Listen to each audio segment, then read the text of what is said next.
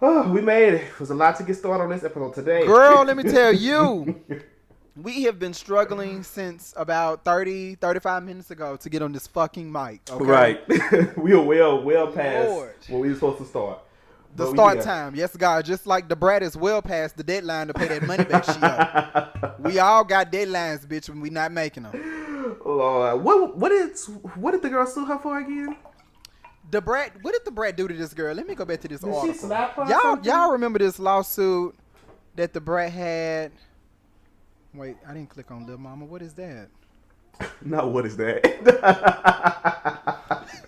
Stop. You're not supposed to read in between the lines. You're giving away the shade. Let's see. I really think she threw a bottle at her. I don't remember. What did she...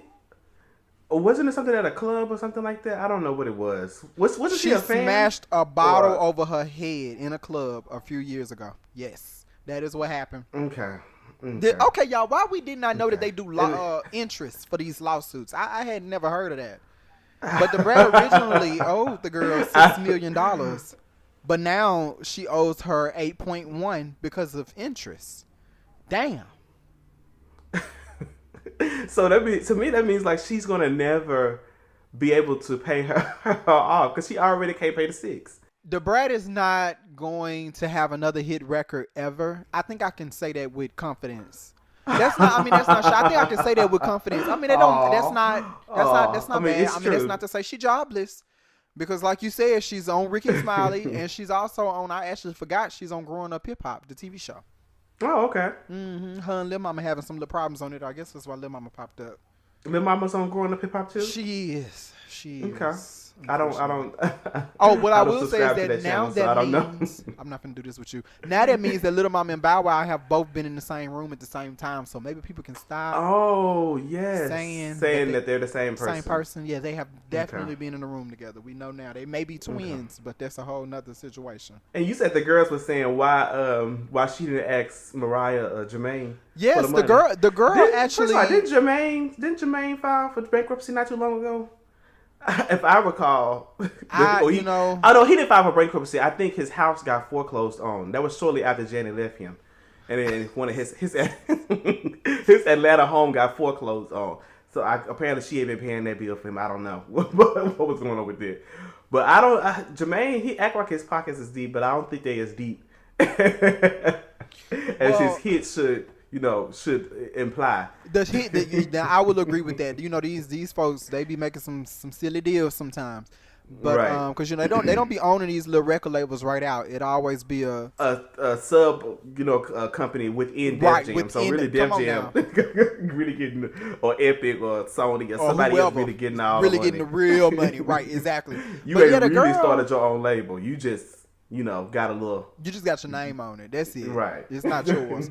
But the girl she filed and said that she wants the brat to turn over all documents related to any relations or work with Jermaine and Mariah. And what she's saying is that the brat said herself in the court that she has the ability to receive funds from both of them, Mariah and Jermaine. She said that that's something that the brat said. But what she's saying now, since you ain't paid up, then go ahead and act on that ability you said you had. Go ahead and anybody has the ability to receive funds. She should have said what are the likelihood. But why would the brat say that though? Why would you say that? Why would you say that in court? They probably have given her money in the past. I'm sure. I'm just being. She probably has gotten money from them in the past, and she probably had to report all income, regardless of where you got the money, where every dollar came from over the past, however many years. Said, "Go get it again." She said, "You did it once, do it again, bitch. Pay me." Well, this is actually in line with what's going on with Will and Jada and Dwayne and Tisha, because wait, just briefly before you hit that, okay. I just want to say, can somebody with money hit me over the head with a bottle? I didn't know that a bottle did all that. That's a lot. I just had to process that. $6 million for hitting you with a bottle? Damn. She wasn't even worth $6 million. I don't even know how this judge decided That's more than the brat's net worth. I'm almost sure. Right. That means listen, if she sold everything that she ever had in her life or has in her possession at the moment, she still wouldn't even be able to pay that judgment back. So I don't even know why the brat net worth online is $3 million. Right. So it should be -3. Well, apparently it's -8.1. I'm sorry. So, but the brat did file for bankruptcy, though. She did. Yes, she did file for. That's the only option she got. That's really the only option she got. Is. I don't. That judge was on one that day. First of all, enter into that judgment, and then because I didn't know nothing about no interest. That judge must have said something about. I don't know. I didn't know you could enter into a settlement. I thought that, for example, if you enter in a settlement, let's say I owe $12 million. If I don't pay it, then I can go back to court and they can add for punitive damages. For but blah, not blah, that it blah, just automatically collect. Yeah, I never heard it. It just accumulate. It started from the moment that she said it's like an arbitrary interest that's being calculated or being accruing. And it ain't a cute percentage either, because you done went from 6 to 8.1 in a few years. Girl, I don't know. that ain't cute, Brad. Woo, baby. Woo. She gonna probably live the rest of her life with that lawsuit hanging over her head. She might need to. What the girls do? They go to Colombia or Cuba somewhere and live the rest of their life. I wonder they might get Dish Nation in Cuba. They might. She might be able. I'm saying the brat just disappear and be off in Cuba somewhere. She gonna need to disappear into the workforce, because she gonna need some coins now. She gonna still need a job. Lord, she need to hurry up because they said he's supposed to be doing a recession in the next 2 years. So she need okay, time is winding down, Brad. Girl, okay, but yes, get us into this with Will and Jada and Tisha Campbell and Tisha. Right, so it's toilet Tisha. But anyway, so unlike Mariah and Jermaine, who I do not believe is gonna be cutting a check for no, God, for the brat. Mariah get paid to leave a man. She get paid to leave a label. But she gets paid for y'all wasting my time. Right. Come on now. But Will and Jada have. This is not the first celebrity couple, because they're very, very good friends with Tisha Campbell and Dwayne Martin, and they have given them millions of dollars over the course of years, because they filed for bankruptcy in early 2016. Yeah, the struggle's been real for them for a while. Yeah, why they've been to me, how you getting multiple loans of multiple millions of dollars and then you still struggle? I don't understand. It don't make sense to me. But I'm just saying that they have given them money, and it came to light, when they started going to that bankruptcy, all of their income. So it come to light that they had taken, quote unquote, a loan from Will and Jada. For a couple $1 million, and so then after, right, I put quotations, a loan, because Will and Jada knew they weren't getting that money back. Okay, but the last year, which is 2017, Tisha filed for divorce from Dwayne, and so she filed for divorce from Dwayne. She requested that the judge pull all his financial statements because she felt like he had been hiding some money. So apparently Will. I'm gonna say Will because it said Will and Jada. We don't know if it was Jada or Will, but I would think that it would be Will, since he gave $1.4 million to Dwayne as part of some type of investment, and he basically had been hiding the money from the bankruptcy courts. It's a business investment, and from Tisha. He had been hiding the money from Tisha, hiding the money from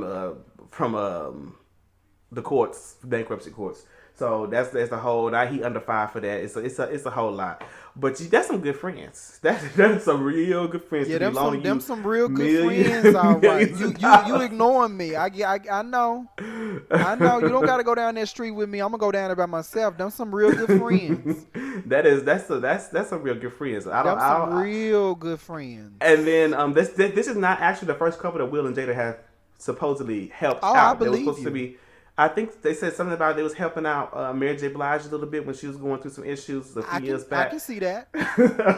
And a few other girls, but I need to get on their inner circle. That's what I need to do. I don't know. Once you start to get in there, you see the requirements and you see what's really going down when the veil falls. You see what's really behind that door. I don't know now. Be careful what you ask for. I'll peep. I peek behind it and see if it's anything you would be okay with. Right. Mm. But we about to start the episode. You got some more pre-teen? I do not. I did ask you though, but I don't know. We can talk about the Soul Train Awards in a little second, I guess. That don't gotta happen now. Yeah, did you watch the awards? Watching the awards is watching the clips on YouTube. That is what watching the award shows, period, has become. And yes, certainly I clicked on YouTube.com and watched every last one of them. Yeah, I did not see, which one I did want to see was Erykah Badu's performance. The little what was it that she did? Was it a spiritual reading or a spiritual? I didn't see it, so I don't know what she did. It was something spiritual, like she was. They said that I heard that she performed a voodoo witchcraft. So because black people, they'll say anything is witchcraft if it don't sound. Now they don't twisted it because what I read said something spiritual. Now they don't turn it into voodoo, honey. Right? Because it is Erykah Badu, and she is from Louisiana. And it was funny because I had to remember that she's from Louisiana, so that made it even more funny. Well. Yes, when she said that, she captured a bunch of souls that night. But I'm reading ritual now. That's a strong word. Yes. I saw everybody else's performance though. I thought the award show was good. I thought, at least from the performances that I saw, I thought that the Soul Train Awards has continued to be better than the BET Awards, with a less caliber. I won't say less caliber like they're less than, but less high profile celebrities. Because high profile celebrities don't really go to the Soul Train Awards, which I don't really know how I feel about that, because it's actually better. Maybe, but actually, now that I'm thinking about it, it may be better because the high profile celebrities ain't there. because they ain't clogging up all the spotlight, doing mediocre performances, so on and so forth. When you add Beyonce to anything, it's done. It's then nobody else there matters. You could bring out a number of other huge, impactful, successful celebrities, and it would not even matter because Beyonce is there. And it's not that people don't care, but that her light is so bright that sometimes it has the tendency to outshine other people. And then, especially as of recently with her award show performances, Beyonce said, "Okay, I need 15 to 20 minutes. I'll let you know what the final time is once I get done." Right. And it kind of becomes like a Beyonce award show. Like it's always like a mini concert in the middle of everybody else doing. And the other people don't get that shine. And you got a lot of people out here that are talented that I want to see perform. And I be a little disappointed sometimes when stuff like that happens. So I'm glad that they're kind of keeping it in house. I need the budget to. The budget can step up. You can step that up. I want to see what the ratings are. Are the ratings better than the BET? I don't know. I don't even know. I don't even know. I have to check that out. I don't even know. Because I'm be honest with you. I didn't even know what day the Soul Train Awards came on.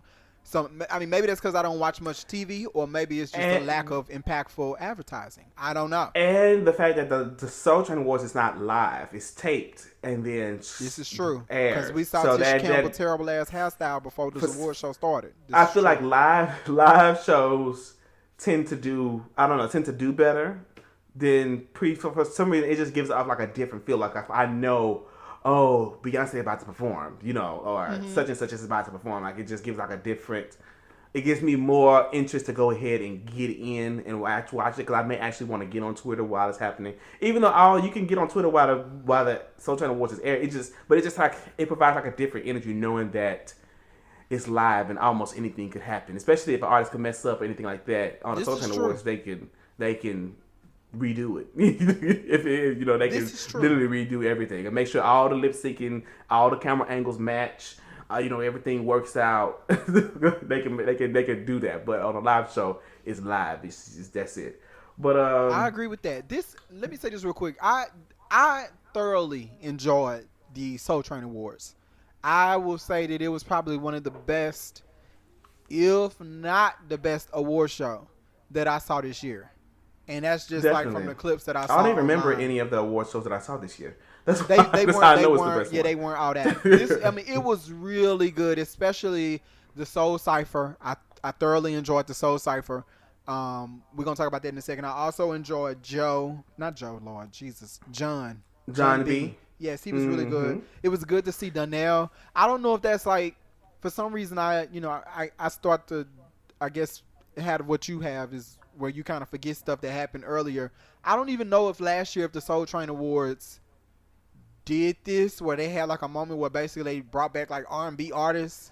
They do that every year. They do that every year, and I love it because they bring back people that you've forgotten about. Oh yeah, and then they go through their hits, and it's just like, what other award show would these people be able to perform again on? Nobody. Right. Like so bring back these old artists, and I remember they still got it. Right, because one of the best ones for me is when they did. Faith Evans. Oh, I just no, not this year, but previous year when they did. I can't even remember what his name was. The creator of New Jack Swing. But anyway, he brought out all the songs that he had written. I can't even remember. I almost had his name. I cannot remember what his name was. They brought out Tevin Campbell. Everybody that had sang a song by him during the 90s and during that period. And then they all got out and said that was like so incredible to do. But I always appreciate Teddy Riley? Teddy, yes, that's it. Okay. Woo, thank you. But yeah, every year they bring back, different people that you probably would have forgotten about. Especially for me, because 90s is not my favorite era, so I definitely wouldn't think about these people. But y'all may have thought about them or played them on Pandora and stuff like that more than I did. But yeah, it's good to see those people come out and be able to sing and still be able to sound good and still, the bop still bopping today. They are. And see, that's the thing. I listen to John B all the time. I listen to Donnell all the time. Faith Evans. These are people that are constantly playing. I had forgot about all Faith hits. I'm going to be honest. I had literally forgot. When she started to go through her set, I was like, oh yeah. Like, it literally reminded me. She had bops. Like, and that voice. Oh my God. Yes. It's so smooth. It's and so she was silky. supposed to be supposedly sick. She was supposedly sick. Go ahead on, Faith. And you was singing down like that. Go ahead on, Faith. But you know what? I can't say I've ever been disappointed by Faith Evans' live performance. Of the ones that I've seen, I can't say. I do believe that she's related in some way. Y'all correct me if I'm wrong. I'm sure Sora Sauce got me out there. I believe she's related in some way to the Clark sisters. Is friends with them or something like that. Grew up with them. Something like that, because she was on a bunch of Clark sisters records back in the day, and I just feel like she may be related to them. Well, that's good blood to have. Right. that's really good blood to have. Even if you just grew up with them, that's a certain caliber of singing that you just not gonna pick up on that. You're not gonna be around them and can't hit some type of note. It's just not gonna happen. Can't do something. You're not even gonna get a record on them. Come on now. Right. But anyway. So what did you think about the Soul Cypher? I thought that, Lord, I was okay. When I initially, Soul Cypher, and I saw the 4 artists, BJ the Chicago Kid, I'm not too familiar with him, but I do know he can sing, and I did enjoy his performance. Mm-hmm. Queen Naija, I was like, oh, that's an interesting choice. I wouldn't have ever thought that they would have selected her to be, not that she cannot sing, because she can sing, but she has not yet to me ever crossed that threshold of I can sing and I can sing. People who can sing, SANG, typically are people who are invited for the Soul Cypher. But right. I was like, okay, but she's a young blood. They can bring some, they probably just mixing it up, because typically they have like people like Kelly Price and Kiki White and people like that who singing, singers, and they also are not current. So I'm like, okay, they can. This year, when I saw Luke James and BJ the Chicago Kid, they tried to engage a younger audience, which I felt like that's fine, because, in all honesty, the people that's coming out within the last 2 to 3 years, she's probably one of the better singers of those people. Honestly, if I had to think, no tea, no shade, but she's probably one of the better ones. It's interesting that you should say this. Came out I know what you're getting to, but let me just wait. Well, let me say this. Let's go ahead and do this real quick. Okay. I want to go ahead and open the episode up. This is gonna lead right into what we need to be talking about. Okay, so I am Tiger Tansy, and I'm Wise Geico, And this is Backseat Motherfucking Drivers. Okay, so y'all get into this Kelly Price. I'm going to play a little bit of Kelly from the Soul Cypher. Y'all enjoy this, okay? And we're going to come back and we're going to finish talking about this. I was too much to hold. No, we started messing with my friends. Dang, that ish was really bold. She was a friend of mine. Oh, no, she wasn't. But she messed with my man. Said she lied. Said she cheated. And took all I had. Oh, why did he do it? Why did he do it? Oh, what did it do? What did it do it to me? Yeah. Only you knew how much I do love you. Yeah. All right, come on, Miss Kelly. Baby, Kelly sung If down. only Can we? you knew. Come Yes, on now. that's Come a on. that's a whole song. Jesus. And sometimes I don't even care that Kelly said some fucked up shit about Mariah. Sometimes I don't care. She did? Because when Didn't she sing Back One for Mariah? Or am I just forgetting? how you bite the hand that fed your career? How you bite that one? You bit the wrong one. But What did she say? Okay. Just tell me after. That'll be okay, right? That'll be an after tea. Today we're gonna celebrate her because I do like Kelly. I still like Kelly. Whenever someone's career is just much more successful than yours, people have the tendency to hate, and that's okay. She had a moment there, but yeah, Kelly, that sound really, really great. But we were talking about Queen Naija before we went into the beginning of the episode, and honey, Little Mo can't. Mm-hmm. She doesn't share your opinion of Miss Queen Naija. Now I know you said you had a little bit more to give on her vocals and things that you want to say. No, I wasn't uberly impressed. Now she was the worst one up there. Period. I'm gonna say that. To me, she was the worst one up there. However, I wasn't like, okay, it wasn't like they put Selena Gomez or somebody who really just cannot sing up there. Not a tap or so. Right, not a tap of a voice. Period. Or control or anything. Like she can sing, and I wasn't offended, but I was just like, they probably could have did a better choice. But if they were going for a younger audience, it's okay. It's cool. It wasn't like I wasn't like overly dwelling on that moment. Like it was just a 30 seconds that she sang, and another thing I didn't like is that she sang her own song. Like for a soul cypher, you're supposed to kind of like freestyle or show. She didn't really do anything to me that showed. She really just sang her own song on top of Patti LaBelle. That may have been especially with her being a current artist, and she's not just current because Luke James is also current, but she's this gonna sound bad. She's hot. She's hot. The girl is picking up. She is hot right now. She's hot right now. She is picking up momentum. And she's new. She's like Luke James is new, but she's new. Yeah, we've seen him for a few years. She's new. Yeah, and but see, even when he was new, he didn't have this momentum. He wasn't hot. We love Luke. That's no shade. Luke can sing down, but as far as like being at the top and being like that person that people are talking about, that guy, she's that girl right now, and she's everywhere. It's like almost better to. It's almost better to remain in that I can just sing. Now I can sing. Then to become this new hot, yeah.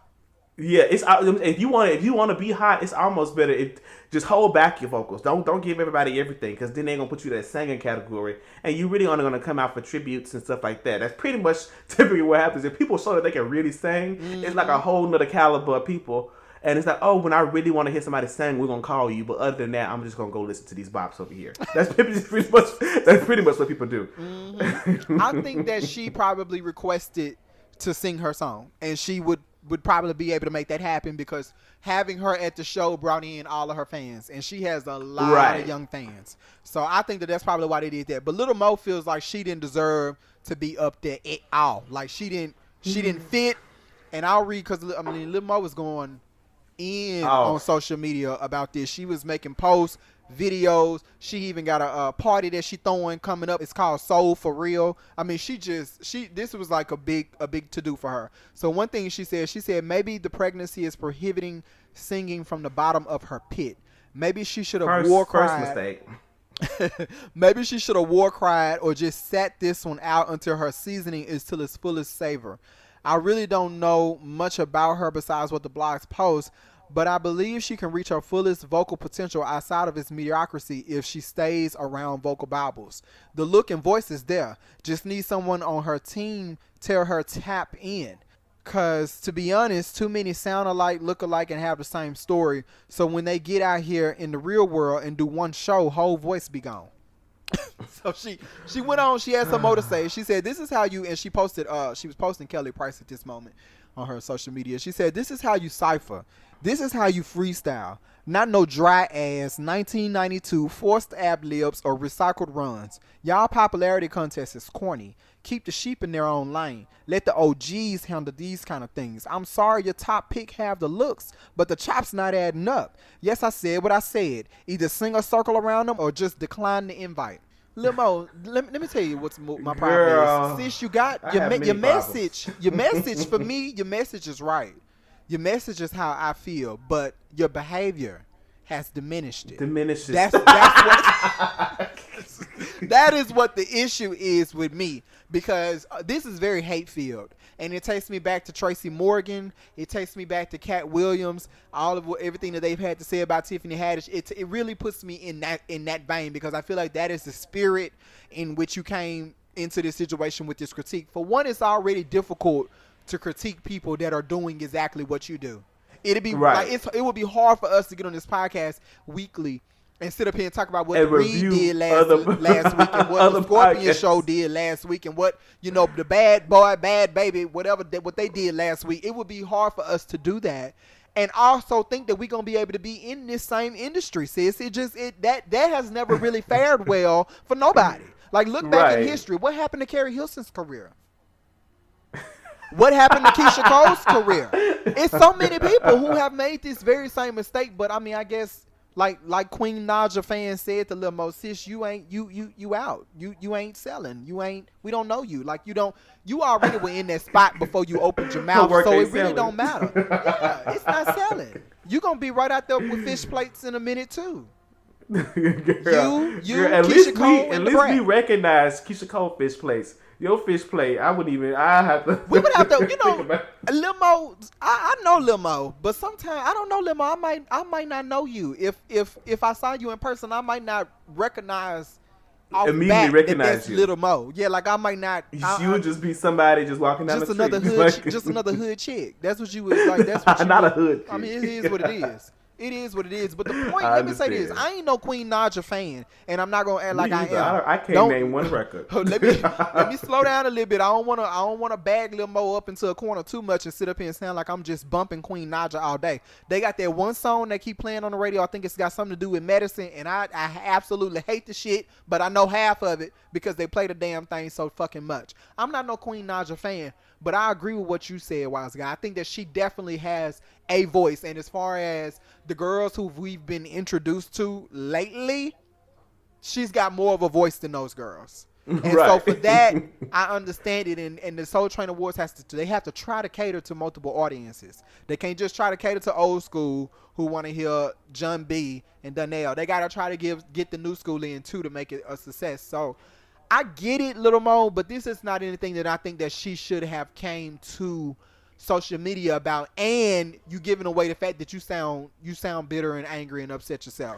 Jealous. It really sounds like, BET offered Queen Naja a spot on the Soul Cypher and they didn't call me yet. She probably thinking like this is like the 4th or 5th Soul Cypher and I ain't been called I ain't yet. Got a phone call. It would be coming at some point. I can't. There are a lot of people who would come before Little Mo. BET is not opposed to having you come on. I really don't feel like that. Maybe you need to reach out to them. They probably just forgot about you. That's what it's like. Like they might not recognize you either if they done seen you walking down the street. They probably just didn't think about you. That's it. Like if you got Donnell up there, I know that BET is not opposed to Little Mo, and even John B. Right. They are not opposed. You like John B. probably reached out like you. Get asked, Lil Mo. Like that's one thing. I think these celebrities closed mouths don't get fed. Come on now, they get into the tendency of being so big or being so hot or whatever that they feel like people got to come to them. But sometimes you gotta ask for what you want. So if you wanted to do something like this, or if you feel like you would have done better next year, then do it. Like put your work out there, because These new girls, these Queen Naija fans and things, they don't know you. Right. They don't know. They don't know nothing you've done. They don't know. I said we don't. Like I'm a fan. but I don't. I really don't know her. Really don't. I understand. I understand. I barely. I was introduced to Lil Mo through you. We was somewhere on some trip. And I would play Lil Mo for you sometimes. I thought she was a rapper. When I saw you said the name Lil Mo, I thought she was a rapper. Because that is a rap name. We got Lil Mo and we got Lil Mo. And then you play. I thought, oh, okay. And then that was the last time I heard about her. Yeah, because and I'm glad that you said that, because it's not like I'm just on here just trying to understand Lil Mo for nothing. Like, I actually like Lil Mo. I actually am one of those people who listen to music that you have that nobody else has heard. Like, I am one of those people. I watch you on R&B Divas. I like Lil Mo, but this is just. Let me tell you what the root is, though. The root is, like you say, it's rooted in jealousy, and it's rooted in that pregnancy too, because she mentioned that Lil Mo wasn't able to, back in the day, if you was pregnant, that was like the end of your career. Right, or like especially you couldn't even be seen pregnant. Yes, like as an artist, you was supposed to go into hiding unless you was like, right, A-list celebrity, like being pregnant. Cause I remember when Brandy got pregnant. Oh, and she had to hide, didn't she? Didn't she try to hide? No, they craft. They she said that she had got secretly married a year ago. She had came out with this whole the baby that they had a whole TV show. She acted like she had been married for a whole year. They had secretly eloped, and then she came up pregnant. But in all actuality, she just came up pregnant, and then they were never nearby married. And the thing is, people, we kind of judged her for that. And then literally after she got pregnant, her career, that's literally the starting point. Now, granted, it really declined when she ran that lady over, but we're not going there. We're not going there. But what I will say is, we kind of hold these people to the fire.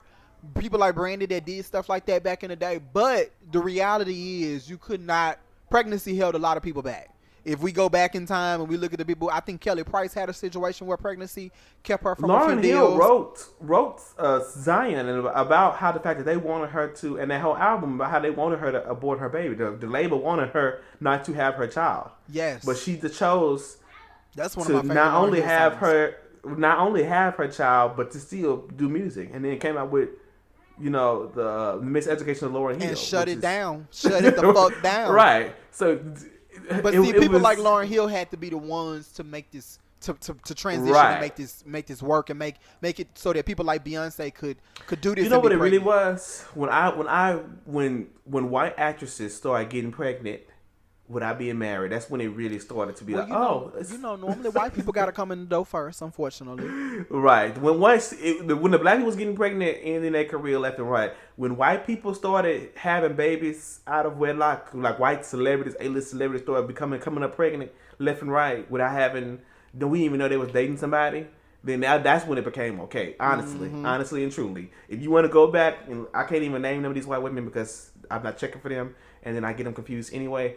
But there's plenty of white women that got pregnant starting around like mid-2000s, just out of the blue, start getting pregnant and having babies, and that's when it became acceptable. It started trending on down, honey, to where you can do that. And see, Queen Naija is pregnant right now, and I think Lil Mo is looking at that stage and she's seeing this girl do something that she knows she couldn't have done in her time. Firstly, I don't like sexist statements from women when they are putting down other women, period. As a woman, she should never even mention the fact that she's pregnant and that inhibiting her voice, because you are making it harder for men and other people to respect women during a time and during their pregnancy. There are thousands and millions of women around the world who work in third world countries up until the day that they give birth. Come on now. To their children. So what a woman can do while she's pregnant is only limited by what you think that you can do while you're pregnant. So don't place your own, maybe your, because I think Mariah Carey even talked about during her pregnancy, the divorce was better than what it had been in years. It's such for certain people, and other people, their voice may be gone. Your pregnancy is your pregnancy, and to me, it's not. You shouldn't have never brought that up anyway. Secondly, all this is your whole issue is not even with Queen Naija. It's really with yourself. You're upset and you have a problem with the fact that you are not getting called to these Soul Cypher awards. Nobody's checking for you. The reason that they probably ain't called you because they haven't thought about you. Honestly, that's probably honestly and truly what it is. But you have a problem. You see this young girl, she's hot, and you probably can sing better than her. I'm sure you can. I'm sure you can. I know you can. I'm not going to even say sure. I know you can sing better than her. But from my understanding, that ain't never been the question. Right. So but the problem is, what's for you is for you, and what's for Queen Naija.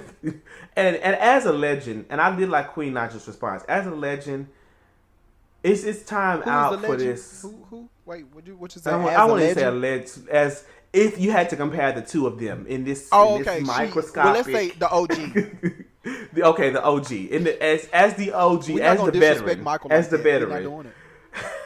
We're not disrespecting Mariah, Michael, Prince, Whitney, Tony, Tina, hell, Patty, Beyonce, Aretha, everybody before them all. Hell, me, okay. Shit, I'm not gonna be disrespected like that. Okay, as a veteran, I can give her that. As a veteran. I don't even say OG because she wasn't the original. Come on. OG was stretching it. As a veteran, it's not who's been doing this for a while now. It's time out for this not embracing the next generation. I'm so sick and tired of that. It's just it's old. It's really old. It's like when hip hop was coming up, it's like, oh, the young kids' music is trash garbage, and then when the old rappers, now that they older rappers, they looking at the younger rappers like, oh, y'all trash and y'all. It's just a continuous cycle of you being shitted on, and then you getting older and shitting on the next people. Come on now. It's just a continuous. It's all it is, a continuous cycle of dishing out what you received. Come on, right. Come on. because you wasn't there about singing Whitney and Mariah level. You wasn't there about singing Patty or Ricky level. Let's keep it all the way the fuck real. Because they probably were looking at you side out like, who is this? This is absolute. This is what we doing today is facts over feelings. Okay. This is a lot. Come on, that's the name of the episode. Facts over feelings. Limo, a lot of what you have presented today is feelings, sis. But we got to go with the facts tonight. Okay. Queen Naija is not to blame. Queen Naija is benefiting from the current state of the industry. Yes, right. She's benefiting from the current state of the industry. And it's unfortunate that you weren't able to benefit in that way. Tracy Morgan, Cat Williams, it's the same. Y'all weren't able to benefit from the way y'all had to go and do nightclub after nightclub and comedy club after comedy club. When today it can take one Instagram video or something like that to pop you off, and that'd be Look at Cardi B. Look at Cardi B. Like that's it. So sorry, Limo. Goodness. Okay, Reckless. Okay, what I want to talk about first? Let me see. What do I even have to talk about today? Let's go ahead and get this out the way. There have been, since July, the FDA has issued at least 10 recalls for a various number of high blood pressure medication because they have found that there are certain impurities that is causing cancer in individuals who are taking high blood pressure medicine. Wow. And what community is taking? Right. So you taking the medication for one thing, but you end up with a whole nother thing that you got to take more medication to go. It's just a continuous cycle. Which I understand why people say, "Oh, I don't want to start taking pills. I don't even want to take headache medicine because I take headache medicine. Then the headache medicine may give me nausea. And I gotta take nausea medicine, and I gotta take. And the next thing you know, you taking 20 pills just because you had a headache." but anyway, so they have found that the FDA has been recalling them since July. They've at least 10. They don't know it's the official number. My whole thing is this. Let me go back. Let me go back to recall. The FDA is advising that the people who are taking these medications actually continue to take the medications because at this point they've recalled so many different forms of the same drug that they're advising. Go ahead and keep taking it because if you, as somebody who needs high blood pressure medicine and who has been taking it, if you were to stop, the complications from you stopping taking, stop taking the high blood pressure medicine without a adequate alternative will be worse than the likely or the chances of it giving you a little bit of cancer. That's basically what they're saying. Until they can come up with an alternative or correct, the pills to where they're no longer causing or giving increasing your chances of getting cancer, then they're advising for you to go ahead and just keep taking the brands, and it's a whole bunch of different brands. If you know anybody who's taking blood pressure medicine, I would advise that they check into that, Lord. That they check into what pills they're taking, because there's certain ones that are definitely higher on the list of possibly causing cancer. Consult with their doctor, make sure that they are abreast, because I don't even think that they've been recalling them since July. It's not December. And it's now getting to a point where people are like, hold on, this is like the 10th one of y'all done recalled. So what's really going on? Mm-hmm. My thing is this: black people, specifically black women and black men. I think black women are slightly higher in the high blood pressure category than black men for the first time in a while. As of right now, we're gonna be the ones who's gonna be suffering from this the most. Come on. Because we are the main ones who taking high blood pressure medicine. That's what I started off with that. Yes, ma'am. So it's like okay, we're taking high blood pressure medicine, and then you're exposing us to cancer. Like these things are not, to me, just don't appear to be coincidences. Because I was reading an Instagram news article about how they have found that compared to white hair products especially specifically designed for natural hair or African American hair altogether, are more likely to contain harmful chemicals and products in it that can lead to cancer and a whole slew of other different things. You posted about this on social yes, media. I posted. I saw this. It's like I can't even make sure my curls are bouncing right without y'all trying to kill me. Like it just don't make sense. Like it's literally crazy. Right. And so it's getting to the point today. And we're realizing that they have been poisoning us in so many different ways and avenues that we did not even know about, that we don't even think about, from what we eat, to what we put on our skin, to what we put in our hair, to where we, just where we live, period. And so it's getting to the point where, for me, I started probably like a year ago doing DIYs, especially for my hair. Like all of my shampoo, my conditioners, all of that is stuff that I can make from ingredients I can go purchase, and I know what the fuck I'm putting in my hair. Come on now. And if y'all want to find out, especially for all the natural girls out there and guys, you can find plenty of DIY videos. I would encourage that because the results will be better too. But it's getting to the point where we need to start taking control of our own health, our own lives, because we're leaving it up to these corporations that do not give a fuck about us, and actually they care enough to make it harder and make it worse on us than we even are aware of. So I just wanted to mention that story. If y'all know somebody make sure that they're keeping abreast. You can go to the FDA website to find out what exactly have been recalled. Make sure, because some people may have old bottles or old pills that they've been sitting on the shelf and they probably been recalled and they been using them for months.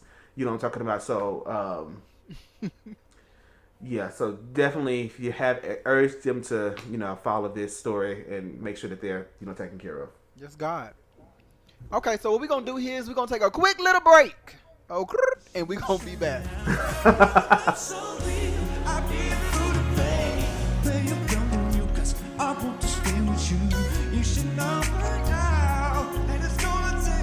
A lot of trust from you for us to make it through. And you already know my song. You're mine, just strawberry. And nothing's gonna make you fall from heaven. Girl, I'm just gonna marry you, baby. Oh, no, they don't know.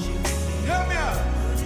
Put it out your mind. They don't know about what you know about. They don't know about all that. They don't know about love. They don't know.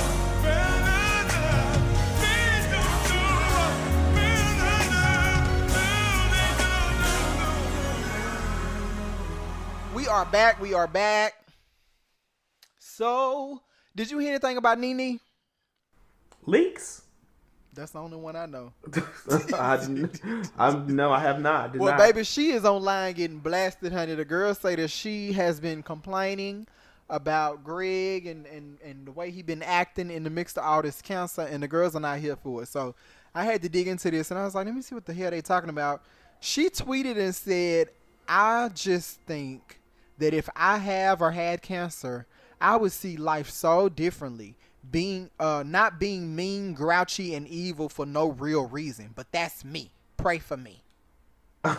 And somebody responded to that and said, unfortunately, the closest person receives the undeserved lashing out. Stay strong, sis. Just breathe. And Nene responded and said, no, don't think I can do it. Girl. So let me say this. What the person told Nene is absolutely true. And, you know, right. I've never been a caregiver for someone who has cancer, but I was a caregiver for my grandmother for about 3 years. And it was difficult. Like in every facet of my life, it took a toll. I was in a relationship at the time.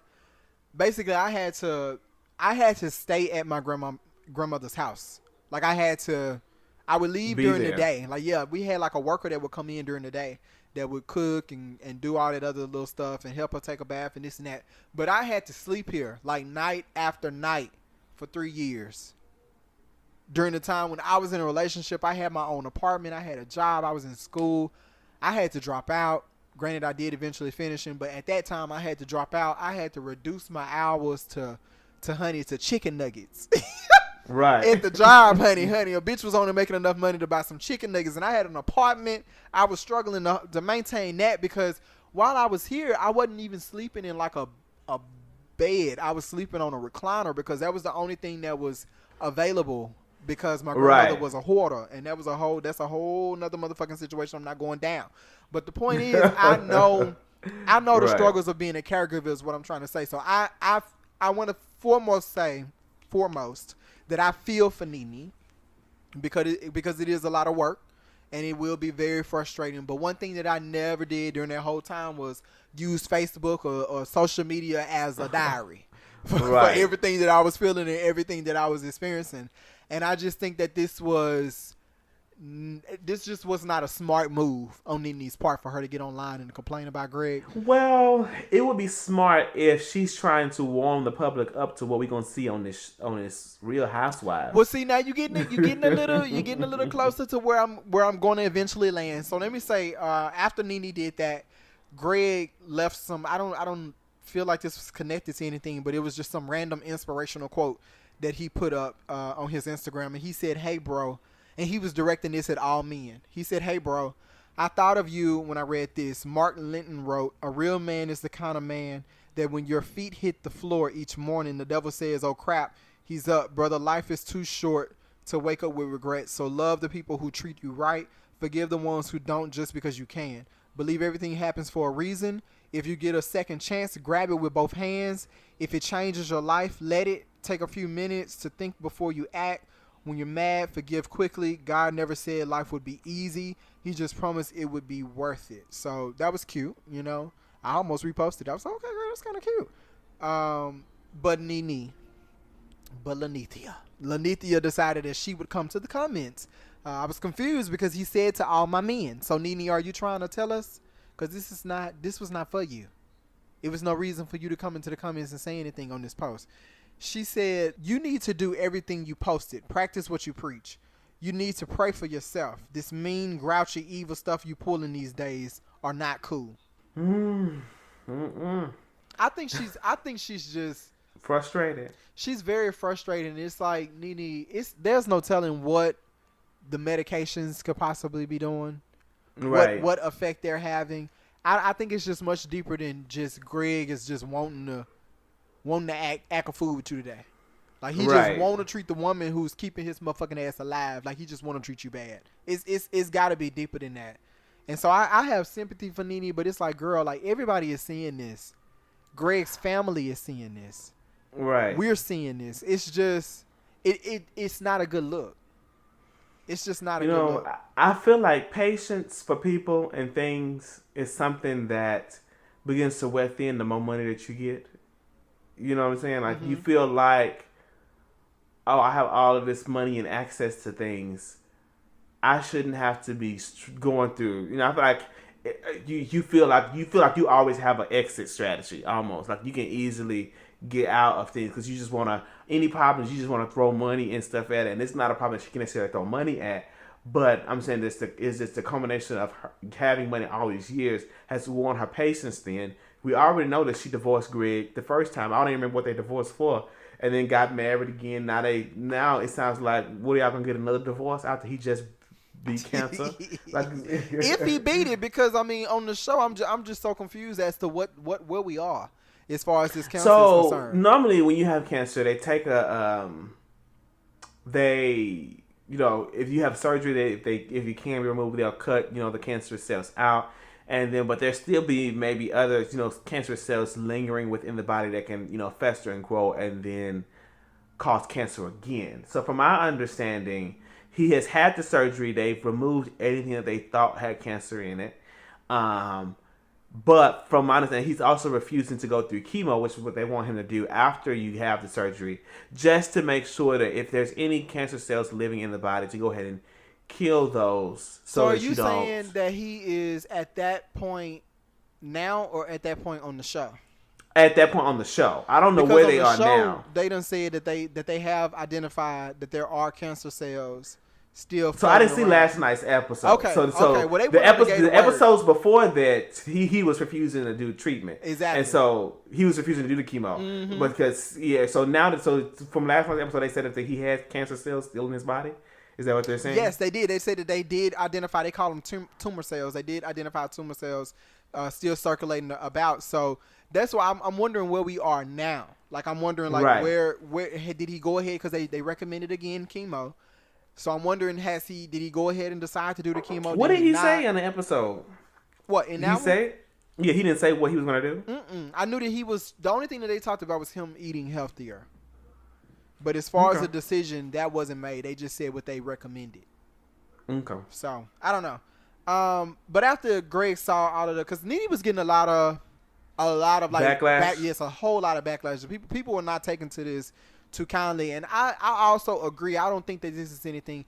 It's not that I don't expect you to be frustrated. It's the way that you're airing it out that I have a problem with. Everybody don't need to know everything. Right, and then depending on where it happened, like where y'all currently stand with Greg, hell, we don't know if this man gonna live or die or what. Like we don't know. So it's just people are real sensitive to Greg right now on social media and just in the world because of everything that we know is going on. And so you have more information than we do right now is what I'm trying to say. Right. So Greg got online. He was trying to defend Nene from all of this. And he said, I never even thought about someday we might be in this position where here we are struggling like, damn, this woman right here has put a mountain on her back and carried it with grace. She's given so much of herself. You, Nene, steps up to the plate, bat, and knock it out the park every time. Something a lot of women can't do or wouldn't.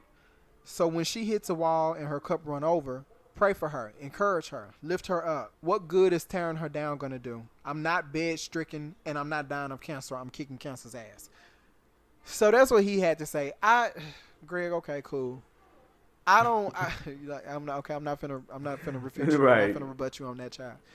But I don't know what's for TV these days, and I don't know what's not, because after seeing this unfold and seeing the backlash, I was like, I got real curious, and then I said, you know what, this week is facts over feelings, so let me not feel that the show is suffering. Let me pull the tea. So I went and got the ratings, honey, so that we can go ahead and kind of understand what's going on. So I'm gonna start at season 7. Right now we on season 11. I'm going to work my way down. So season 7, I'm doing the premiere episodes for each season to current, starting at 7. Season 7 premiered with 3.83 million people tuning in. Season 8 came in at 2.96. All right. Season 9 came in at 2.59. Okay.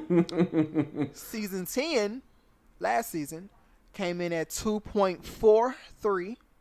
Okay. And our current season 11 has 1.93. Okay. So we slipping, but our paychecks are rising. Oh, that's that new math. That is that new math. That's that new. I ain't learned that one. They didn't teach us I that guess one. that's why they cut Kenya and Sheree and Kim. And then they brought in a new one that they could pay little or nothing. Right. They made her and Eva. Right. Both of them can pay little. They can pay them because this is their first season as housewives, yes. So they can afford not to pay them. Highest paid is probably Candy. No, I think Nene's highest paid. You think so? When Nene came back last season, I think she was the highest paid. Or if they may be the same pay at this point. I can see either one of them. Let me say that I can see either one of them. Candy and Nene are the two highest paid. Yeah. We can say that confidently. Yeah, we can make that statement. And then Cynthia, Portia, and who are the other wives?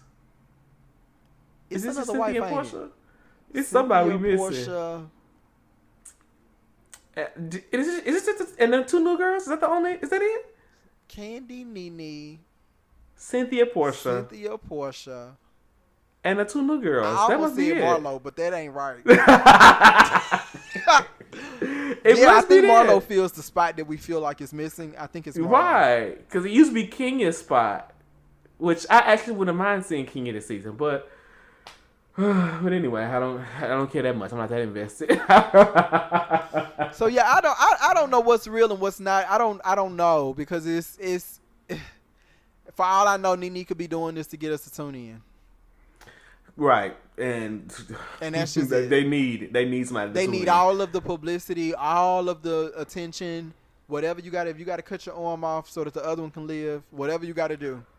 I don't know what they need to do besides bring Phaedra back. Phaedra, I feel like Phaedra's the only one that can really boost the ratings because people are going to want to see Phaedra again. People are still dying to see Phaedra, even though she went over to BTV. They have to bring Phaedra back season 12. They have to. If they don't bring Phaedra back, they're going to stay in the 1 point. It's going to be a 1 point it's low. 1.4. A 1 point low. The ratings will continue to drop. If they can at least get it back to the 2 point something. Yeah, they can get to the 2 something. It's not gonna get to the 3 something.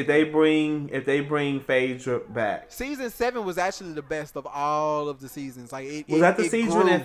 Which season was Phaedra lying on? About her due date? I think that was season 7. No. Oh, because she done lied about it many. I had to be specific. I can't just say which one. Yeah, because there are many Phaedra lies. Which season was the one she was lying on Candy? What was her last season? Was it? So it wasn't 10. It had to be either 8 or 9. Which was okay. 8 or 9 were okay, but 7 might be back to when Nene pulled Kim wig. 7 might be that far back when she tugged on that. No, that was Sheree. That's like 5 or 6. What season was Nene in the bus? In the bus when she was getting ready to try to put hands on. That might be 7. Might be 7. I think that's 7. Okay. That might be 7. Mm-hmm. Whew. Goodness. Okay. I don't know. That might not be 7, y'all, because I'm reading about it. Okay, don't take that to heart. Because this says, the reunion part 1 of season 7. The women reunited to set the record straight. Nene and Candy get into a heated exchange. Oh, that's when they said, we see each other. I said what I said. Yeah. Or is that the same as we see each other? No, that's 2 different seasons. Oh, that is. Because I see each other, they were sitting across from each other, and I said what I said, Nene was sitting beside Candy. So that's 2 different seasons. What season was Claudia last season? Because that's season 7. You mean she only did 1 season? Oh, okay. Well, yeah, that was a damn good season then, because that's when she got into it with Nene. Yes. And she said everything to Nene that the internet had been saying. Yes, that was a good season. Your clitoris has left your body. No, because Nene didn't have nothing else to say. She did. She went low. Yeah, you're right. That was a good season. That was when that she was went a good season. Low. That was a good season. Yes. And that's when Nene and Cynthia was just getting back on the same terms, because they had stopped being friends. That was when she called Peter a bitch and all of that, wasn't it? He's acting like a damn bitch. Yes, that was a good season. Yes, God, bitch. But that's it. That was. I mean, was there anything on the current episode that you wanted to mention while we were here? I didn't see it, so I don't. Oh, that's right. You didn't. Can I just also say that Candy is continuing down mess road?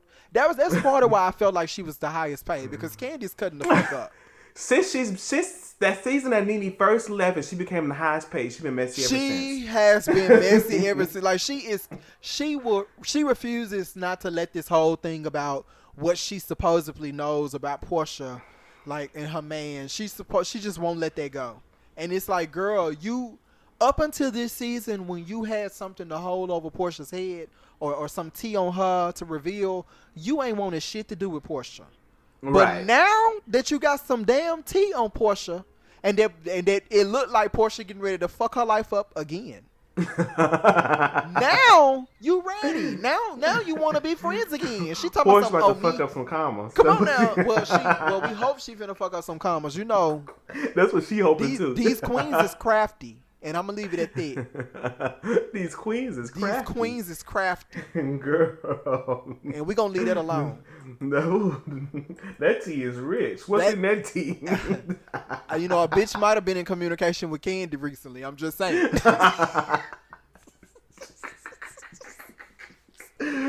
Woo. But yes, ma'am. Candy said she gonna tell the girls this is chamomile tea. Yes, ma'am. She gonna tell the girls. Well, you know, me and Portia are just starting to get back cool. You know, I don't know if I can tell her what's going on and all. Girl, what do you mean getting back cool? You would have Candy a few months ago would have never said that. Right. Getting back cool. That wasn't even in the. That wasn't even Portia in the picture. should have apologized to you 11 times, and you done. and now you done just looked at her crazy. And now her stupid. T got you ready to get back cool, so you can be messy, so you can come to her and tell her about her man. And come to her as a friend. Come to her as a woman. Oh Jesus! That's really the highlight of the episode was Candy and her mess. But real quick, the last one, because you did see this one. How did you feel about Shamari revealing that her and Ron had a damn open marriage and he slept with hot mess? He slept with like what 5 times the number of people she slept with. Right. In that little break. So I got from that, she had a girlfriend and he had side pieces. That's what I got from it. She wanted to have a girlfriend, but then the thing is she couldn't go out and get no dick. What? That didn't make no sense to me. She can go and mess with women, but she could not go and sleep with a man, but he can go out and sleep with any woman he wanted to. He should have had to sleep with a man. That should have been the stipulations. That's how I feel. If she finna go sleep with women, then the only thing I'm just saying, and I know that he don't want to sleep with no damn men, so the only thing you should have been able to do was sleep with men, but it's not finna be no situation where I go out here and I sleep with a woman and you go sleep with 10 bitches. No, it's not going down like that. And that's what she said. She said he slept with about 10 different women during that little period of an open marriage. And she tell it his mama when historically they already were on good terms. So shouldn't he be the one to tell his mama that? And then you gonna tell him? Apparently on this last episode, she told him that she told everybody else. Yeah, and he said, "Was y'all drinking? Damn, girl." That's what he asked her. Sober. She was good and sober. Then when I hear that, but you know what? I commend her for being forthright. And that's all. That's all. I can't even commend her for doing, because nobody asked that business. Nobody. Somebody did ask that business at that message. They did have the question, and she stood up. So that means that somebody in that room already knew. Somebody already had. Come on, she now. had to jump them. Come on, now you on my page. Now you on my page. She had to beat them to spill her tea. See, and this the thing. Now you don't went down my street, which is set up. You know, that whole scene was pre-thought. Unless she was the one that put that question in there. She may have. Because she jumped up eager. She probably was hoping to find a sister in. She's trying to make sure she's not Claudia, and she's a one-season girl. Oh, okay. We'll you gotta be messy. She's still feeling one season of me, but I guess we'll see. She gonna have to. Let me tell you what's happening is she's trying to come into season 11 with season 4 fashion, and that's not. I thought it was season 2. You give her too much. I was trying to be nice, but that's true. This is true, and it's just not. Well, the other girls have had the opportunity to elevate their looks. They have. This is her first season. But in 11, you don't really have time because I'm not. Exactly. I don't. We used to fashions. Come on now. When I look at Nene, and not just fashion, makeup and hair. Right. Okay. When I look at Nene, the whole package. She got body, but that's about it. That's it. She got skinny. Yeah, that's right. Because we ain't gonna call everything body. Because you ain't got to be skinny to have body. She got skinny, but we're gonna need a little bit more. Hold on. Uh-oh. Y'all give us a minute. We'll be back. 5 minutes later. Okay, girl, I'm back. I'm sorry. Woo, we are back, y'all. I wish you could remember what you were saying. So girl, I said, because you said that, you said Shamia got body. I said, no, Shamia got skinny. Because we're not gonna act like just because you skinny that mean you got body. It was comparative. It was comparative to some of the other women on the panel. Because some of them have been trying to lose weight for seasons. Nene, I'm just gonna go ahead and say what you're talking about, Candy. Let's just go ahead and call. Let's not let it be in the dark. Portia getting a little too thick. Well, she pregnant right now. We're gonna let her have it. Right. I'm talking about before she was pregnant. Well, before she told us she was pregnant. Come on now. That's the tea. What else was there about? Let's see, Shamia Morton? That was a whole mess because Eva and Shamia, that whole thing. But I didn't even feel like going to that. It's to me, it's just fake news. It's just beef that they just trying to stir up. Eva got a lot of for fake TV. Beef. Yeah, she's got a lot of for TV. Oh, moments. I did want to say this. She was shading the mess out of Cynthia, and Cynthia did an interview, and she said, "Well, she's doing all this talking in these confessionals." But throughout the season, she didn't say a word to me about anything. Come on now. And she said, and then Cynthia really went off. She said, the lady who found you, I was modeling alongside. She said, I was the face. Tyra was the such and such, and she went on down the line. So she said, you trying to shade me as me being old, but we opened the door. Because they did. Cynthia, Naomi Campbell, Tyra Banks opened the door for black women in modeling, period. And so for you to sit up here not trying to shade her like, oh, she's old, and this was she was relevant 20 years ago. Yes, she was relevant 20 years ago, and she on the same TV show that you just trying to get on. So to me, getting a bigger check, right? So to me, who's really what? Because I ain't never really. To me, Eva, she's pretty, but I've never really saw her like as, oh my goodness, I've never saw her even on the people who are modeling today, like that Winnie Harlow girl who's everywhere. And the other one, Ducky and all of them, like those girls. For Tyra too. I heard, but we're not gonna get into all of that. Mistake. But anyway, girl, sit your ass down, okay? Tyra had to get it together. Tyra was like, "Well, these girls come from all types of walks of life. They're hard, and I understand that. So sometimes they're responding from that place. Baby, she got it together. When it's right, you don't want it." But yeah, Cynthia definitely, whereas Eva had to come up through a competition show, Cynthia was signed to Wilhelmina at the age of 18. Right. So I mean, let's just say what it is now. Cynthia definitely was one of those girls. Everybody that's one of those girls don't end up in one of those top seats, one of those top spots, But she was definitely there. A lot of models that we don't talk about all the time, like Beverly Johnson and Iman, a lot of them that you don't hear about all the time. Tyra and Naomi are the two biggest that you hear about in the black community, but it's a lot of girls that definitely open their door for these girls like Eva. It's like, Eva, you cute, but sis, you really was the what do they call it when you the golden, the token black person? You was the token short person that season. Yes, because she was short for a model. You were the token short person that season. That was when Tyra was first branching out and was trying to choose models that didn't fit the bill, sis. That's how you got in. 5 minutes later. Hello. Hey girl, I'm so sorry. What my happened? phone my phone died. I didn't even realize my phone was about to die. Lord it's just over Jesus. here.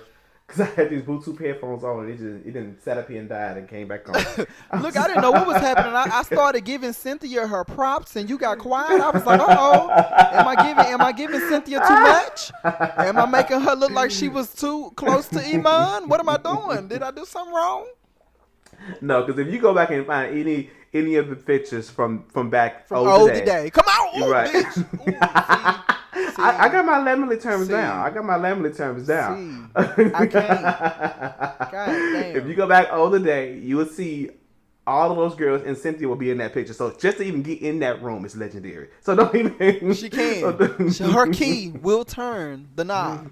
This is true. Whereas Eva, they will be. There won't be a key. She won't even know where the room is at. You won't even know what the location of the room is, girl.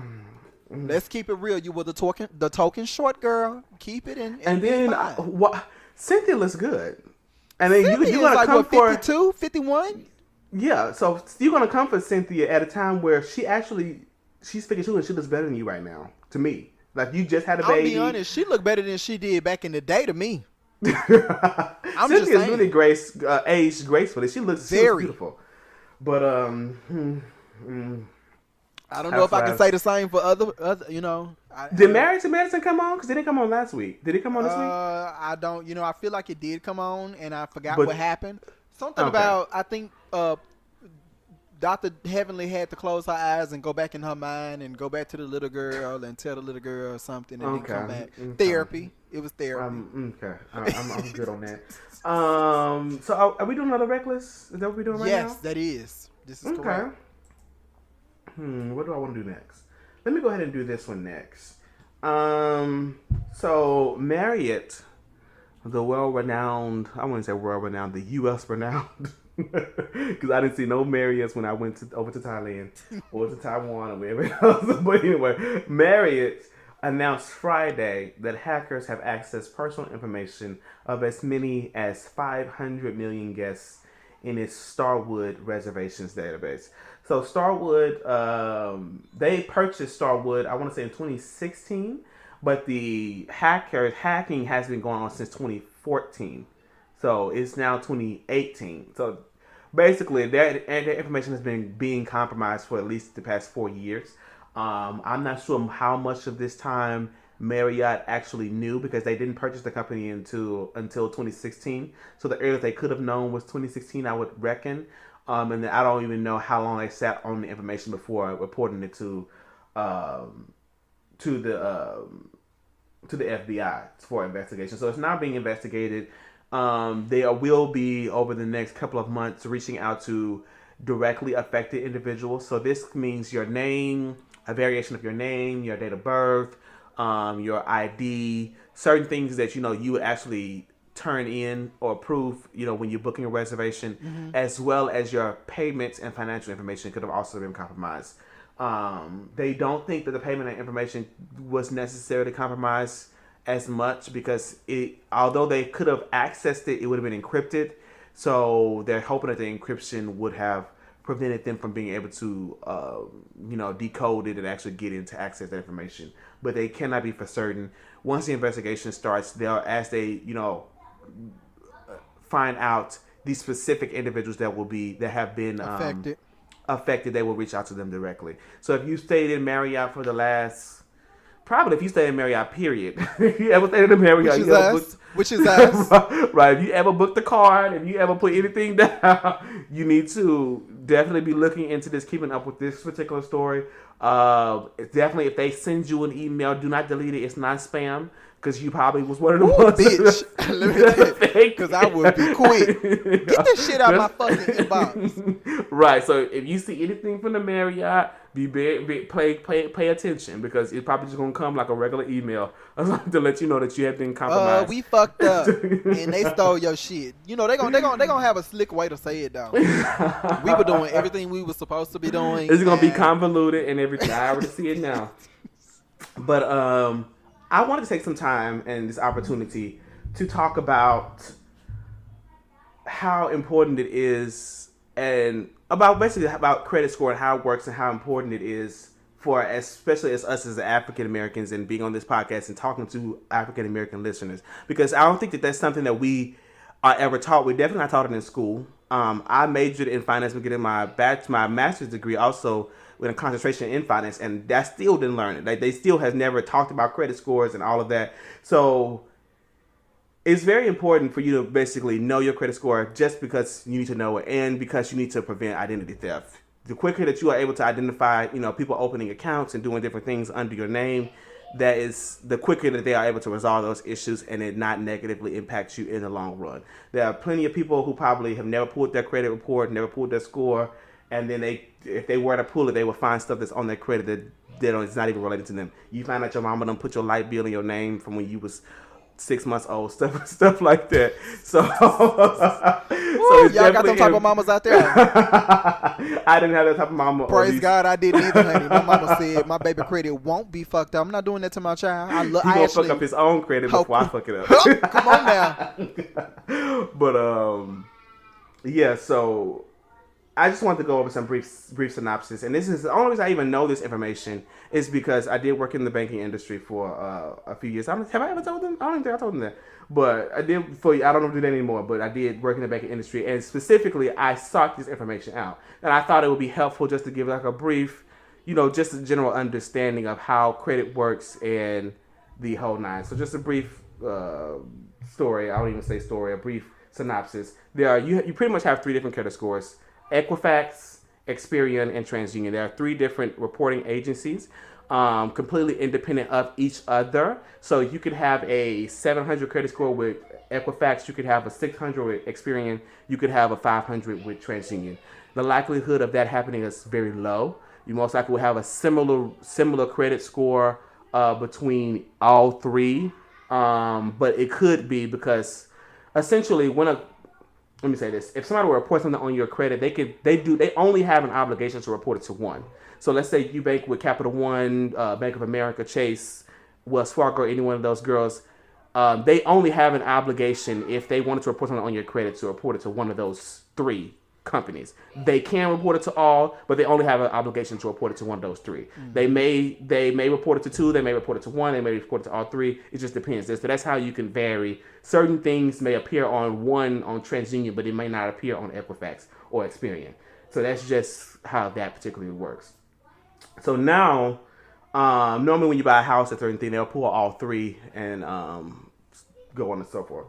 But I did want to just a brief understanding of how your credit score is actually derived, because information is power. If you know how your credit score is derived and what it's comprised of, you can actually, just by simple understanding of how it works, improve your credit score literally overnight. And don't have to pay somebody a bunch of damn. You don't have to pay somebody who's going to tell you this information that is really very simple and it's very easy to understand. So I'm gonna go over I'm gonna list all the different things that your credit score is comprised of. Is first of how you've handled your credit. Basically means, do you pay your bills on time? How you handle your credit. If you damn paying your fucking bills on time. Come on, be honest. Second thing is your credit utilization ratio. I may have to go a little bit more in detail on that one briefly.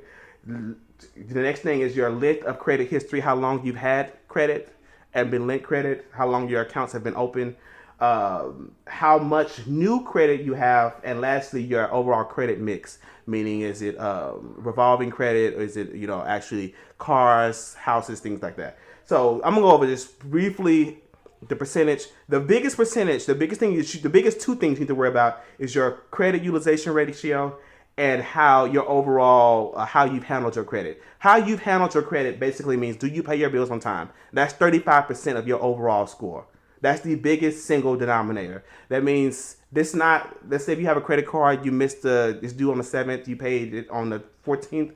That's typically not going to be reported. When we're saying how you've handled your credit, it's typically 30 days late or more. So that's when a body would normally report that to a credit agency if you're over 30 days late. So if you have those on there, those can be very damaging, as this is the single biggest portion or section of how your credit score is comprised. So 35% of your overall credit score is just by, do you pay your bills? Are you constantly being over 30 days late on your payments? This is very hard because this is not something that can easily be changed. Naturally, it'll take about 7 years before, if you have a late payment, for that one late payment to fall off. And one 30-day late payment can cause, or it could drop your score between anywhere from as little as 15 to 25 points to 75, even depending, in some cases, 100 points, just by being 30 days late one time. So it's very important that you pay those off. Now, I do want to give you some tips on that. Let's rewind. So the whole reason I brought this up is because it's very important that you pull your credit score, possibly annually, at the very least annually, I would say. Now, you can go to a free credit report and all these different places and get a free credit score, but you do get what you pay for, meaning if you get a free report, it's going to be a free report. It's going to give you just a general synopsis, basic information. If the ones that you have to pay like $25, $30 for, those are typically better. because they'll give you specific dates, times, companies that you need to contact, certain things. Typically, if you need to repair your credit, let me say this. If you need to repair your credit, you probably need to go ahead and invest in a $25, $30 credit report, just so you can have something to work off of, to be able to see what you need to do and what specifically you need to do to improve your credit. Now, I told you before, I'm trying to go through this as quickly as possible because I don't want to bore anybody. But so with that particular, if late payments, you can if a credit agency reported those, let's say after you were only 7 days late, you can dispute those to get those taken off. Other than that, you typically have to wait to 7 years. One tip that I would recommend, if you have actual late payments that are legitimate, is you can write a letter of goodwill to the company, just basically saying that you were, going through a particular financial incident and that you are in goodwill. I'm asking you to remove that off of my credit. Now, let me say this. I would not advise you to write a letter of goodwill to a company if you still owe them money, for one. And I would not advise you to write a letter of goodwill to a company if you have missed payments numerous times with that company. If you have like 10, 11 missed late payments, if you consistently 30 days late, like a lot of times, I would not advise you to do that because they most likely, it's just going to be a waste of time. They're not going to honor it. If you have like 1, maybe 2, max 3, late payments with one specific company, you can go ahead and try. You can actually still try with 11, but it's probably not going to work. So that's just that on that's that on the first thing. So the next thing, I'm not going to go through each one. Just these are the 2 biggest ones. The next one is the credit utilization ratio, which on average computes about 30%.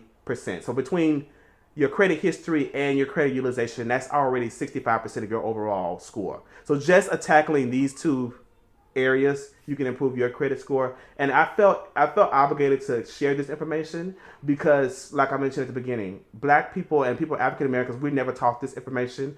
This is something that white people have passed down to their children, and information that they've shared with them that is generational wealth. And I want to begin to instill generational wealth, that we can find out the rules of the game, because we didn't even get the rules of the game.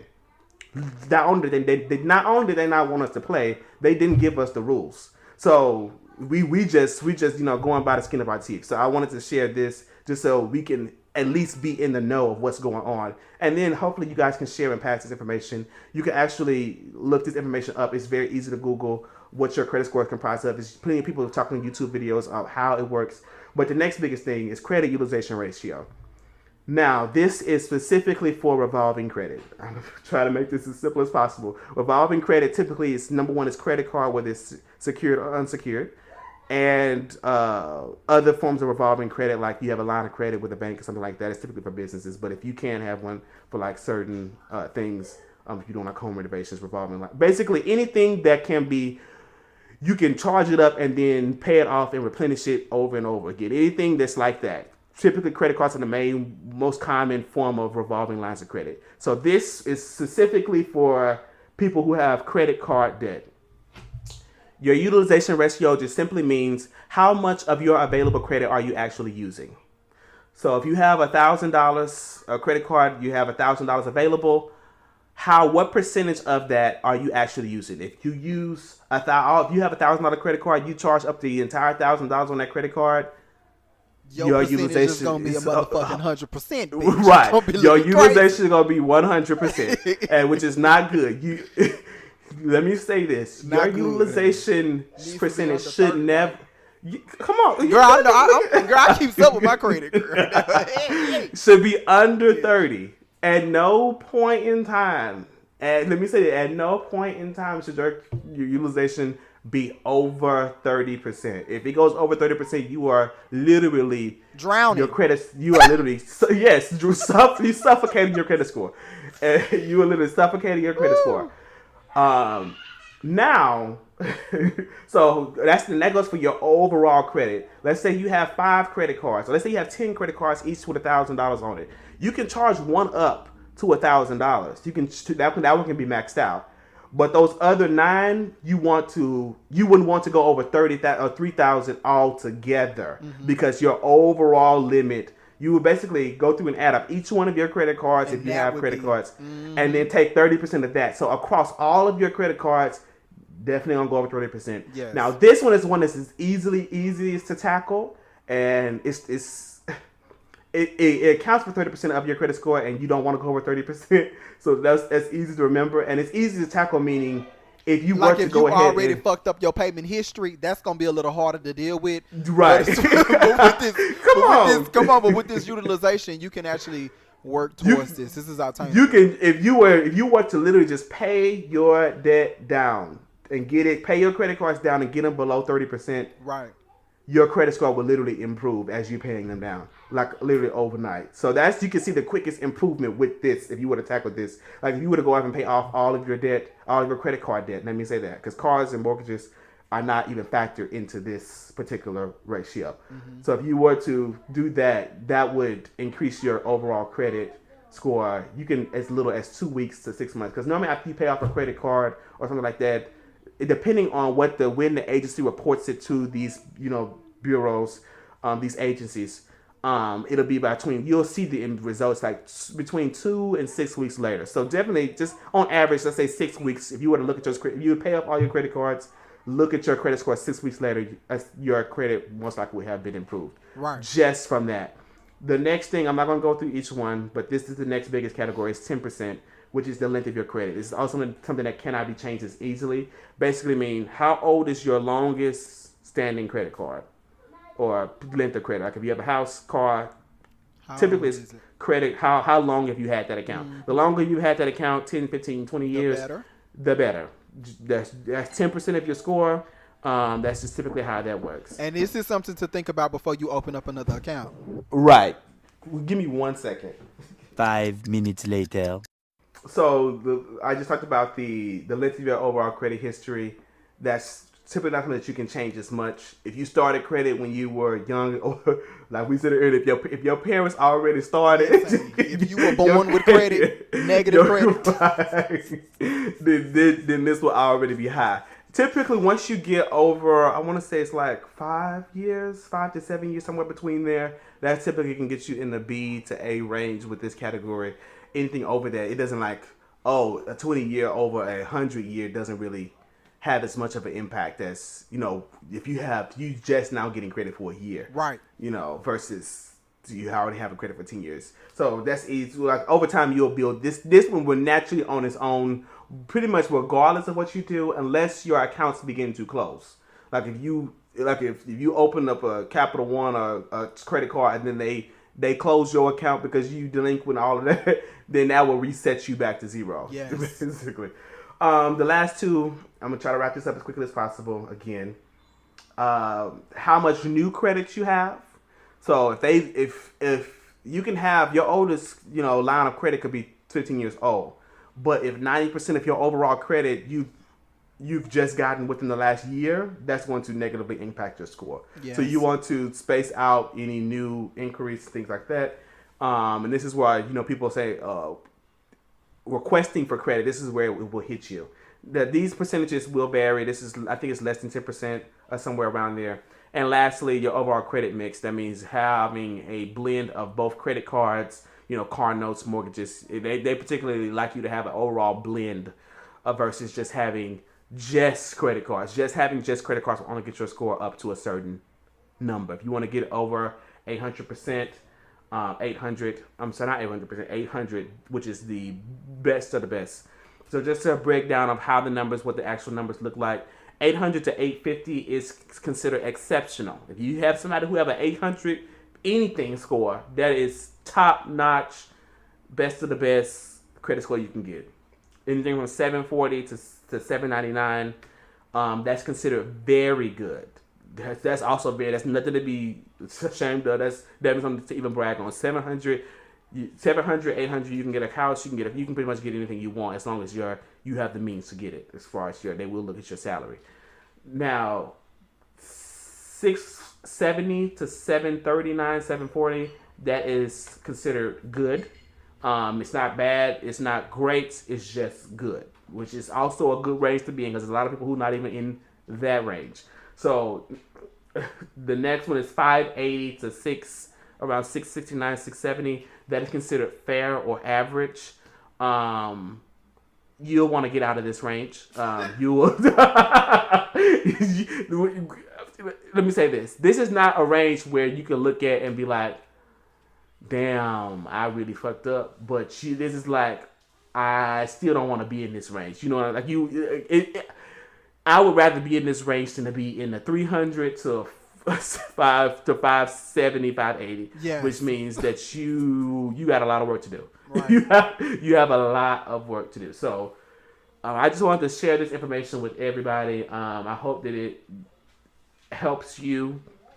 And one of the big misconceptions that I had before I really researched credit is that, once something hits your credit, it's like once you, like especially utilization and all of that, once you do that, like it takes like 7 years for everything to fall off. That's not the case. Like utilization is probably if I would encourage you to tackle one thing, if that's an area that you're struggling in, that will have the most impact. And you can literally see your credit score change within as little as 2 to 6 weeks. Right. Literally, just by you beginning to pay down your debt. Yeah, I just wanted to share that information. That's it for reckless driving for this one, at least. Yes, God, bitch. That was really good. Look at you. Oh, thank you, girl. Somebody was thinking, honey. You was like thinking caps, bitch, honey. Yes, we are. And you already do this stuff. Look at you. Girl, you're not even a finance major. Come on now. I had to go ahead and outdoor, honey. I had to go and open that door. Yeah. Let's see what we are going to talk about. Everything just seems so petty coming behind good credit information. I just don't know. Lord. Everything seems so unimportant now. I don't know. But okay, so let's talk about this. 6ix9ine. I know y'all done heard this tea, honey, about 6ix9ine. Baby, let me tell you, system fucked up. It ain't a rainbow out there that's going to save you from this one, baby. System fucked up. So apparently he's been involved with this 9-Trey gangster blood gang. And you know, I knew he would be hollering about this. Is that the same thing as Treyway? Girl, that's Treyway. And see, okay. I was just about to say, I knew he had been hollering, you know, screaming about little gangs and things, but I didn't take none of it serious. I didn't know what Treyway was. I thought it was like... I always heard him saying Treyway. I didn't know. Mike Will made it. Or what is I thought it was just another... Or whatever he says. Come on now. That's all I thought it was. But apparently Treyway is a gang bitch. And it's just... That it makes you think about, you really got to be careful. That's a cool gang name though, Treyway. We're not finna say that's cool. We're gonna scratch that. I'm not the gang is cool, but I'm saying out of the names for gangs. We're not going down this road. You might have no. We're not giving them no props, not even for cute names. We're not giving it to them. Not even for creativity. Not even for no creativity points for gangs. No A for effort. It don't work. You can't no A for effort for a gang, honey. You taking niggas out. We can't give you no credit. Okay, you just got through talking about credit, bitch. Okay, we ain't giving none out. Now, yes, I had heard him always saying Treyway, but I had no idea. You got to be careful about what you taking in. People be listening to the little songs, and you think it's innocent and it's cute, and this nigga talking about a whole damn gang that's apparently responsible for killing a number of fucking people. Like this is you just. So now, with being affiliated with this gang, he is currently facing 6 charges in total, including racketeering, carrying a firearm, assault with a deadly weapon, and conspiracy to murder. And with those charges, the minimum sentence would be 32 years. Okay. With the maximum being life in prison, bitch. That is a lot of damn time. That is. That's a lot of fucking time. Like that is. That's a lot of damn time. That's it. Like I don't even know how to. I wouldn't even know how to. If they told me, bitch, you was gonna have 32 years, I don't even know how to approach. Like, how do you? 32. How old are you right now? I'm 28. 27? I'm 28. Oh, 28. So 32 would be you'd be 60. 60 years old getting out. 60 years old. You going in that hole at 28 and you coming out of it. They might be flying by then. People might have little flying cars and you sitting there teleporting. Looking stupid. You looking dumb. Are you dumb? You don't know what teleport is. Are you dumb? Are you dumb? Right. They have a hologram teaching lessons and everything. It ain't even a person letting you out. It's a hologram letting you out of the cell, bitch. Girl, this is a lot of damn time. I don't know. He done fucked up. So prosecutors say that they have security camera footage from near the Port Authority bus terminal in Manhattan that shows a violent robbery that they say that 6ix9ine participated in. On top of that, they also say that they have a confidential informant. Honey. A snitch, bitch. Let me stop. That ain't very cute. If you can snitch, bitch. I don't care. Snitch, bitch. Stay out of jail. That's what 6ix9ine need to do. You snitch, turn that bitch. You turn it into an adjective to a verb. Come on. Snitch, bitch. Like he. I'm about to go snitch, bitch. I'm about to go fucking snitch, bitch, and I am a snitch, bitch. Headed to snitch, bitch. Okay, that's exactly what it would be. Yes, honey. From a noun to a verb. You're right. Okay, so it was an adjective, a noun, and a verb. Not Come a verb. So yes, 6ix9ine. They say they have a confidential informant that has recordings of 6ix9ine that proves that he was a part of crimes that the Treyway gang has committed. So they decided to deny bail. 1, because you a flight risk, bitch. You got some type of coin. You a flight risk. 2, he was already actually on probation. I forgot all about this. From the rape charge. Oh yeah, I thought it was domestic abuse, but you get same confused thing with these rappers. Yeah, same thing. You hit somebody, you fuck somebody, same thing. And you ain't supposed to do it, same thing. Girl. So didn't he rape somebody and get off with it? Yeah, like he got like probation from it. Yeah. How do you get probation from rape? For rape, I don't know. Money. Can do that. I guess I don't. Non-black. Maybe non-black. Yeah, you're right. Non-black. I can't. We can't even say minority. We can say non-black. Yeah, because he is that. He's certainly minority. What else? And 3, there were members of the gang that were actually looking to kill his fucking ass because he decided to denounce the gang. Isn't that how they got him to the hospital? Down to the jail. They told him that his life was being threatened. Then they arrested him. Yes. now, granted, they had reason to arrest him, but they sped it up. They needed to get him to the station. I think they want is for him to snitch, bitch. Okay, and so that they can get some of these real deal. If he snitch, from my understanding, if he snitch and get out, they're gonna kill him. Like that's what these gangs do. You know what? Because you can't really go into witness protection and you 6ix9ine. Like I don't know what he would have to go into Cuba. Yeah, he would have to be. He would have to lead a country, and he's not gonna be able to lead a country because he's gonna be on probation. Everything is just hitting up against the other. So right now, what they like I said, they denied bail, so he cannot get out of jail. His trial isn't until next September. Jesus, girl. So you already got to sit in jail till next fucking September. And on top of that, now you done started having money issues. He has former security guards that are looking for payments. They say that they owe him over $100,000. He owed them. He owed them over $100,000. There's also a booking agent that is looking to sue. Says that he owes $800,000 for gigs he didn't perform at. He allegedly got 2 strippers pregnant. Oh God! And they say that they already had their hands out, even though the babies have not come out yet. They have their hands out. They're looking for payment. They need premium house care. I'll be mad if I was one of those girls who got pregnant with 6ix9ine baby, hoping that I get an 18-year. And guess what? And then he in jail. You ain't about to get shit. And let me tell you, more so why you ain't about to get shit. The fucking feds done froze his bank account, bitch. Exactly. So he can't pay nobody all that money. And on top of that, not only did they freeze his bank account, but they froze Mama bank account. And now Mama out here talking about she can't pay her rent. She can't get no light bread and milk.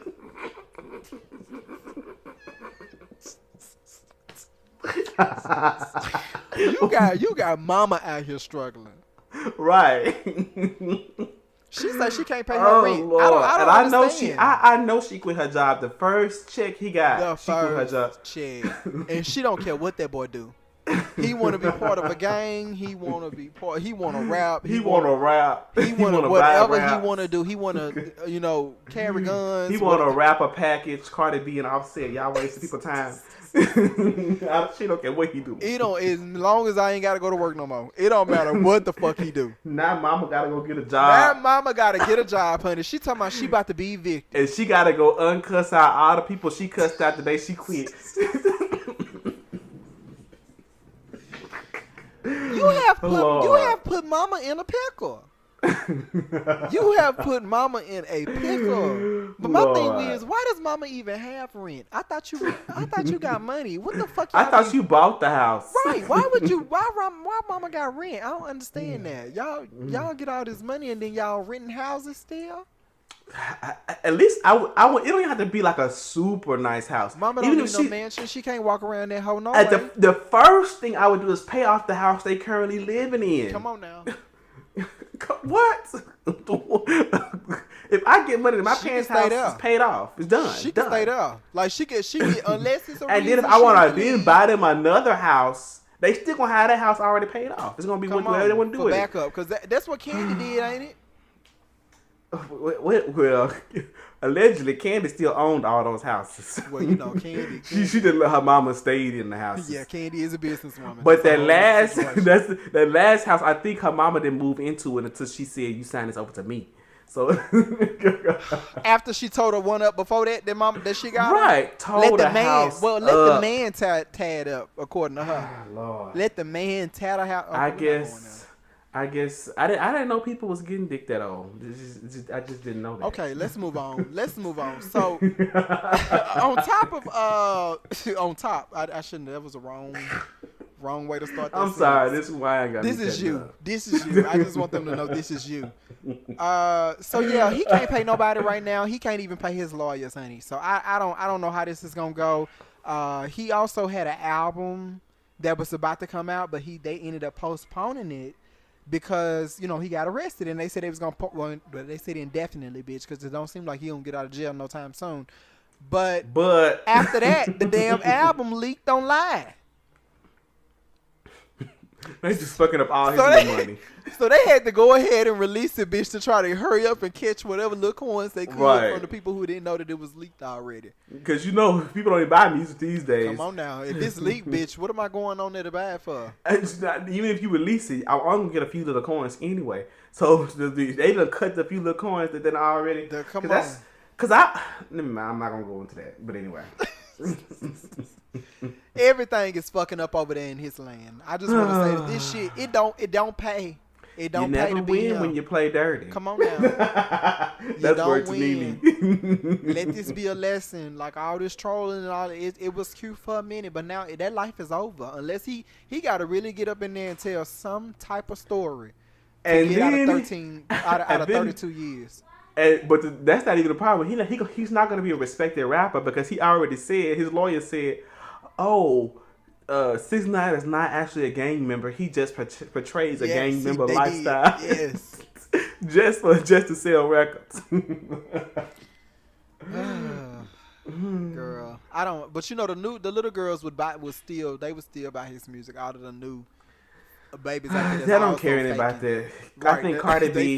We talked about how the girls, they open doors for the next generation. Cardi B is opening up a door for, openly not writing your lyrics. So it's not even. It don't matter no more. It don't even matter no more. It don't even matter no more. It don't just matter. Like vocals don't matter. That was sure to in rap things were gonna stop mattering. Vocals don't matter. Whether you write your lyrics don't matter. It don't matter. It don't matter. You can be a whole. That's unfathomable. Like for a rapper to not write their lyrics. Like what? Like really? Like this what we doing out here? Like just imagine. It's almost like Milli Vanilli could be Milli Vanilli today, and it wouldn't even be a problem. That's what you know. What when I posted about them, a lot of the people in the comments were saying they were just before their time. They were pioneers. Quiet as it's kept, Milli Vanilli was before their time. They were the pioneers of. You don't really do this. You just look the part. You look the part, but they see that go with what Lamo was saying. She was saying y'all look the part. Milli Vanilli, did they ever show who actually was singing those songs and rapping the songs? I don't know. It probably was somebody that don't, I want to see how they look, because I feel like there are a lot of ugly artists out today. But especially in rap, especially male rappers. A lot of ugly artists out here today. A lot of them are tired. And I don't feel like it would be as much of a problem. They must have just, I don't know what they could have been. But anyway, I'm going to have to Google that later. Either. The only thing that would make sense is drag queens or something like that, honey, because that's the only thing that they not accepting still. I don't know. But okay, so... LGBT. LGBT, yeah, it'd be something like that. But then again, Milli Vanilli, quiet as a skep, but I'm not... Okay, let's move forward. Let's move forward. Let's not act like they was the straightest thing on the block, but let's move forward.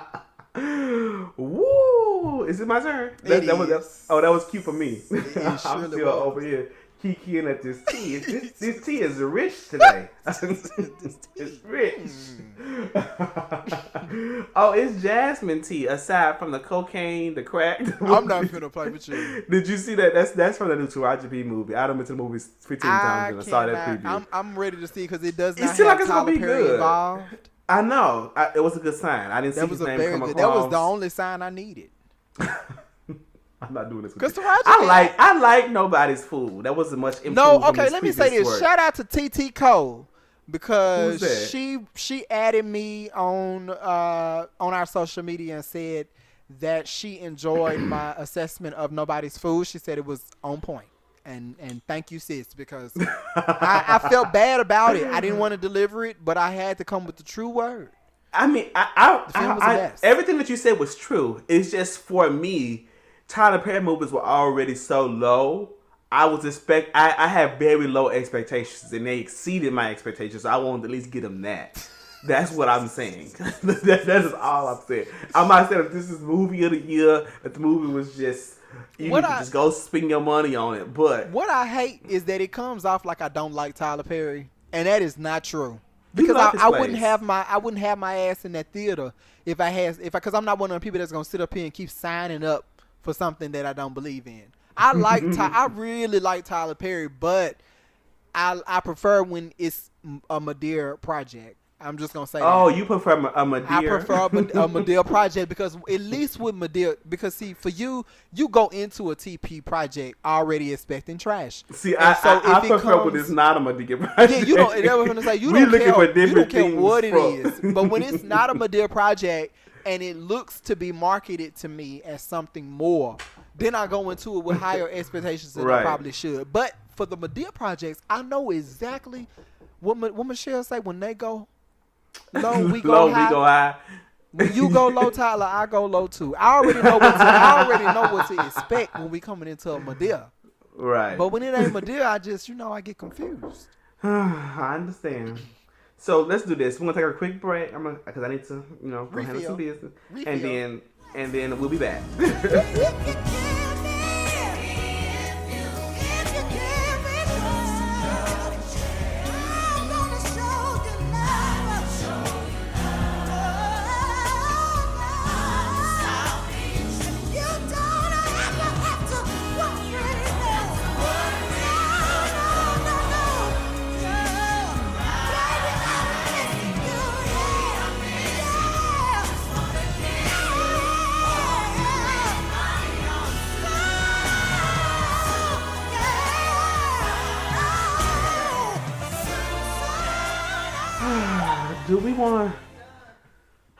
Do we want to do James Comey? I guess we can go ahead and do it since it's one of my last things. James Comey, which was the former director of the FBI Federal Bureau of Investigation, former director. He was fired by Trump because he refused to shut down the investigation, Mueller's investigation, into Russia and all of that. So, as we've discussed before, the Republicans have already launched their own witch hunt, the real witch hunt. Basically, they launched an investigation into Hillary Clinton, how the FBI handled Hillary Clinton's email scandal, which I'm not even going to get into that. And the Russia investigation. So they have been begging, or they have been, I won't say begging, they have been trying to get Comey to testify for a long time because he was the director at that particular point in time under the Clinton investigation, as well as the beginning portions of the Russia investigation. So they finally reached a compromise. He will be testifying. I want to say sometime this week, if I'm not mistaken. He will be testifying with the. Let me say this: he will sit for a private deposition with House Republicans, and he will be allowed to talk about it after. Initially, they wanted him to sit. They wanted to be closed off. They did not want the transcript to be released to the public. They did not want the public to know what was actually said or anything like that. But he was able to negotiate and get it to the point where it's now going to be a closed deposition, but the transcript will be released to the public, as well as he will be able to speak on the event after that happens. Now, this is nearing the end of this entire investigation, as it's expected that once the Democrats take over the House in January, this investigation will be laid to rest. So when somebody can actually do something, right? We'll keep this under investigation. We'll keep this under a close watch over the next few weeks, because if they're gonna cut up, it's gonna be now, because this is gonna be the last opportunity for them to cut up. Right. Yeah. So that's it on that. How many more questions do you have? I have 2 with a possible. We only gonna do 1. Okay, that's fine. How many more you have, Reckless? Just one. Okay, so we probably gonna do 1 more of these. This is really a facts over feelings moment, I want to say. So if you feeling, super sensitive, or I don't know, like you just can't handle the truth today, it just may not be the topic for you. You just might have to be the close of the episode, and we'll have to see you next week. So I'm sure you guys heard Adam Housley, who is Tamara Mowry's husband. His niece was, I think her name is Alana Housley. She was one of the victims of the Thousand Oaks shooting that happened back on November 7th. Well, yeah, that's down the street from me, about 5 or 6 miles away from me. Which was absolutely horrible. It was, right. I mean, it was like, 11 or 12 people that ended up dead in that. Mm-hmm. And it was just another instance of gun violence, what we've been out here talking about. And we've had over 300 and, I want to say like 20 or something like that. 300 and something, I don't forget the number, mass shootings in America.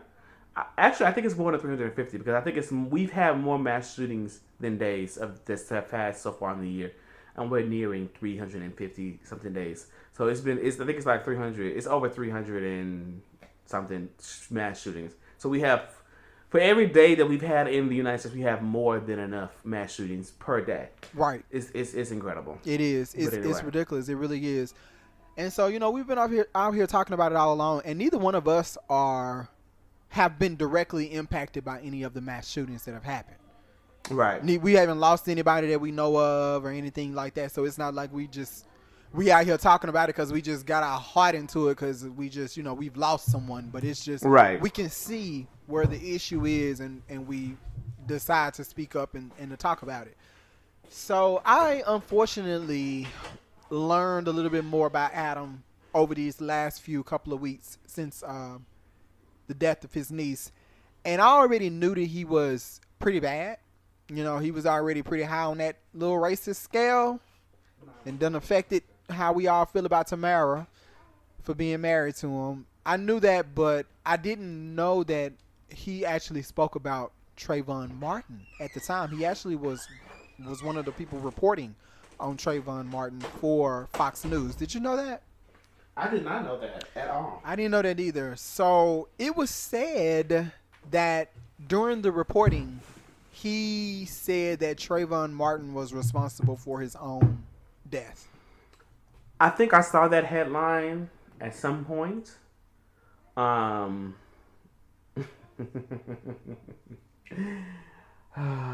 So I didn't really know how true it was, and I was like, okay, let me do some looking I didn't around. even click on it. I don't when I see. Honestly, I run from reckless driving. When I see stuff like that, I don't even feel like getting upset right now. Yeah, you gotta be in the zone to where you actually ready to prepare. Right, I have to prepare myself to be prepared to actually get into it. Well, this ended up coming up again because of Alana's death and everything that he's been out here saying now about gun control and all of that, all the things that we've been talking about for a while. It's come up some of the statements that he has made, and like I say, the whole 4th of July and saying that black people should he didn't say that black people. He said people, but black people are the only ones in direct opposite. We're the ones who notoriously don't celebrate it, right? He didn't specify, but there were and that particular 4th of July, we're going through this woke phase, right? We really wasn't having. Hopefully, it's gonna be more than a phase, but bitch, you spoke the truth. Right. You spoke the truth. You spoke the truth. You spoke the truth. That's gonna be a topic for another day. But anyway, there were mainly black people who were responding back to him and who he was responding to. And one of the black women mentioned the fact that we've had gun violence and gun deaths and police brutality and all of those things, and none of that was big enough of it. Well, it was enough. None of it was enough for him to a big enough of an issue at that time that he felt that it was worth people not wanting to celebrate 4th of July for. So with the whole Trayvon thing, I did a little research and I went digging back, and I actually saw that the Shade Room a while ago posted about this. There was a young woman on Twitter. She tweeted and said, "Wait, did Adam really say that Trayvon brought his own death to himself, or are those just bad rumors?" And Adam responded himself and said, "Look at the timestamp. As a reporter, when I was first covering it, I said that. We didn't know all the facts. Look at all of the tweets over time as the story evolved. But wait, that wouldn't fit the narrative that I'm insensitive and racist, now would it? We need to stop the hate, stop the misrepresentation." Adam, really? As your first response to the news of Trayvon Martin's death was to report that he was responsible for his own death? And you're asking, how does that make you insensitive and racist? Because your natural instincts were to accuse the victim. You see a black boy being gunned down. Of course he did something wrong. Of course he aggravated. Of course he attacked George Zimmerman. Of course. That's all you're gonna. That's gonna be your natural assumption. So, yes, this is exactly your actions literally play into the racist view in America. How would it feel if someone said that Alana was responsible for her death before all of the details of the incident were present? How would it feel? How would it feel now? Now that she's not here, how would it feel if someone said that to you? And you're asking, how is that insensitive?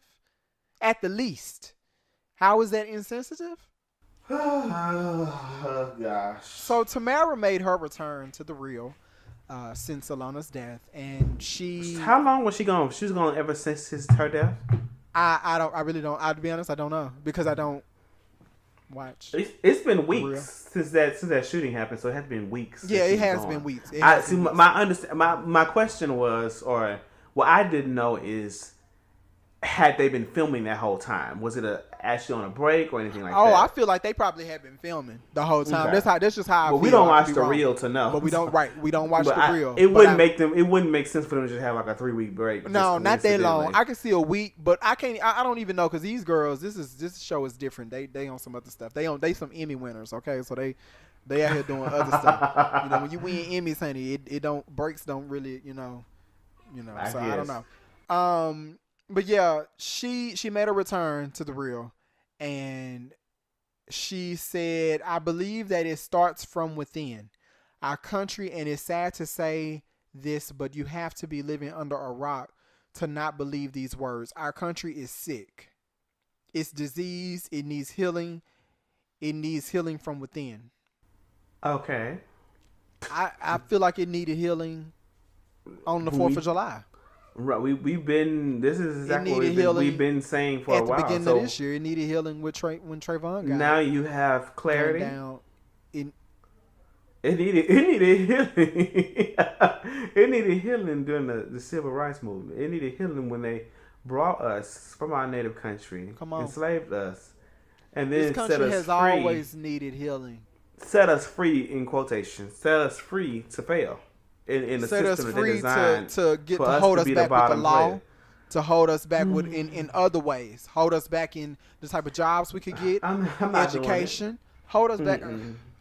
Don't semi have a revelation. Go ahead and have the full fucking revelation.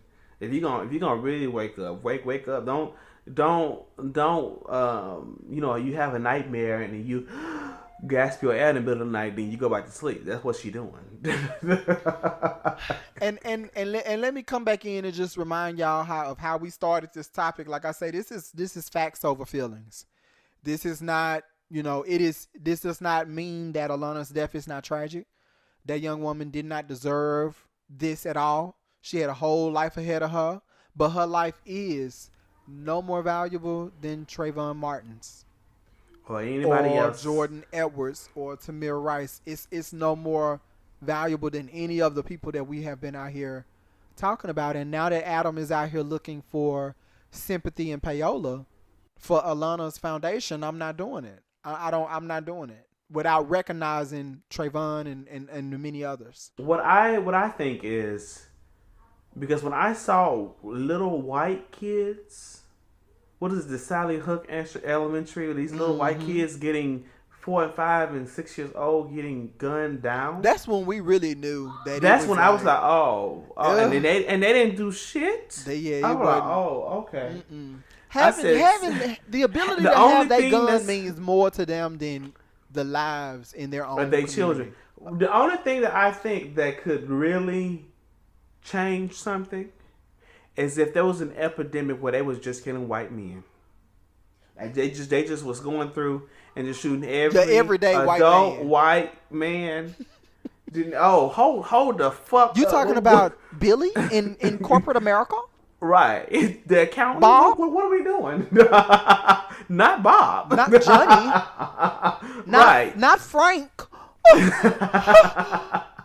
That to me that'd be the only, because at this point that'd be the only thing that they care about, because you have these billionaire rich white men who don't, but if they start being the people that are getting shot, just them, it can't be them and 20 other minorities and women and all of that and children. It had to be just white men starting to get shot. You're right, because every day it's Taquan, because they're gonna have the white women, because white women are gonna support them. Right, they're gonna have white women support them because white women support their white men. This is what they do. They've shown us in this past midterm and presidential election that they are going to stick with what white men tell them, despite their own pain and suffering. That's what they've told us. So I'm gonna listen. So if white men, we need to get white men on board. And the only way my white men are going to be on board is if they're personally affected. So if white men just going to start getting shot up out of the blue and, going into malls and they just walking through just shooting every white man only. But you know what? But when you the ones that's doing the shooting, exactly, you're not getting shot. When you the one doing the shooting, you're not getting shot. It's just a hot mess. That's the thing. It's they the ones out here shooting folk, and they going after people who are minority. They going after people who are of darker complexion. They going after people who have different religious beliefs. They not going after each other. They going after us. They going after brown people. There was a shooting at a grocery store or something. Like he tried to shoot a church and couldn't but do then the he church couldn't and do, chose the grocery store. And he chose the grocery store. He told 2 white women, "Oh, y'all are safe. I'm not going to shoot y'all," and then shot up 2 black people. Come in on the grocery now, store. they not shooting each other. Jesus, I can't even purchase my chicken wings and collard greens. Jesus. Can't even praise God. The God that y'all introduced to us and used him as a weapon to begin with. Let's not even go down that road. Used him as a weapon to keep us in slavery. Used him to say, well, look right here. This scripture say slaves are supposed to do this. You did all of that bullshit. That same God. We down there to the church praising that same God, and you coming to kill us. Ooh. Okay. Sympathy for. Let's have a vote. Do we have sympathy? Payola? Do we have sympathy and payola? Because he's looking for money for Alana's foundation. What coin? What coin? Alana's foundation. Who coin? The foundation in Alana's for Alana. Who not I said the cat. Where we help other white victims of gun violence. The Alana Foundation. Not doing it. Not a coin. I'm sorry. This was near Pepperdine University, which is not too far from here, from where I'm at. Weren't all the victims white? I think all this is a. I think it was like a white. I want to say like a country rock. Did you say white night? I didn't say white night. It was like a country rock type of club. It wasn't like it wasn't it was white people basically. But my whole thing is, I already peeped game. Once I saw them little white kids get shot up and nothing happened, it's like, oh, they really don't care. Like they, you know, they ain't no black care. Body on screen, on the phone, on the TV. Ain't no black body gonna be able to make a change. Right. No dead black person is gonna be able to. No. It's like you say, it's gonna have to be white men, and it's gotta be an epidemic. But see, they gonna have to be the ones to do it, and they not gonna do that. They gonna kill us. So I don't. Mm-hmm. I do want to say one quick thing. Shout out to Ellen Pompeo. I saw Ellen. I've been riding with Ellen Pompeo for years on Grey's Anatomy. I'm one of those people who watch Grey's Anatomy. They're on season 15. I've seen every episode. I know the whole story, but to actually see that now that she's an actual activist, not even an activist, an advocate for us. When she said the stuff about, she went to a party, one of her friends had some type of event, and she walked in there, it was full of white people. She said she left. She said, I'm not going to be going to these events and having these, you know, these parties and celebrations, and then I walk in here and it's 100% white when white people are now a minority, the overall minority I'm not doing it. I'm not doing it anymore. And then she talked about how white people have the obligations to fix because they are now not only still benefiting from the system that their ancestors put into place, but they are still oppressing black people who they claim to not be racist against. Like she was on one that day. She was not having it. And then she said, "This Did you see Gabrielle Union face the whole time?" Yes, every black woman in America, we've been saying this shit. Yes, but it takes a white woman to stand in her shit and say, "I've had to make a change in my own life," and I'm not gonna give her too much, like, in the sense that we have been saying this, but I want to salute her because she is a rich white. She is literally the highest paid woman on television. For this season of Grey's Anatomy, she's going to make $20 million. She does not have to say shit. It could hurt to say this stuff. It could actually be like, oh, what are you doing? Like you fucking what are you doing? This is not your lane. Like she could actually not get another check. But we need more women like her, and I can feel the sincerity. I can feel how genuine it was, and how she felt an obligation as a white woman with so much privilege. She understood her privilege, and she understood the responsibility to use her privilege to demand better from fellow white people. Right. It was amazing. I love it. It really was. It really was. Lord have mercy. Oh, Jesus. But anyway. Is it my turn now? It surely is. So we can go ahead and do this and then wrap this episode up real quick. So Trump is planning on meeting with Kim Jong-un, who is the, I wouldn't even say president of North Korea because they don't have presidents or the penguin of the North leader. Say that again. The penguin of North Korea. So as don't laugh at the way I say penguin. Okay, that's exactly what I'm laughing at. I know because I'm Southern. I'm Southern to the T, honey. I'm Beyonce before she stopped talking. Okay. Not Beyonce, but we have to talk. We gonna wrap it with Beyonce real quick. Oh yeah, she did. Yeah. Ooh. Hold on. Can we even make it through this? Run, bitch, run through this. So Trump was beefing with North Korea. He called him Rocket Man, all of that. Penguin would have been a good title, but he gave him Rocket Man. All of that. They met before. Penguin. That would have been cute. They had a summit.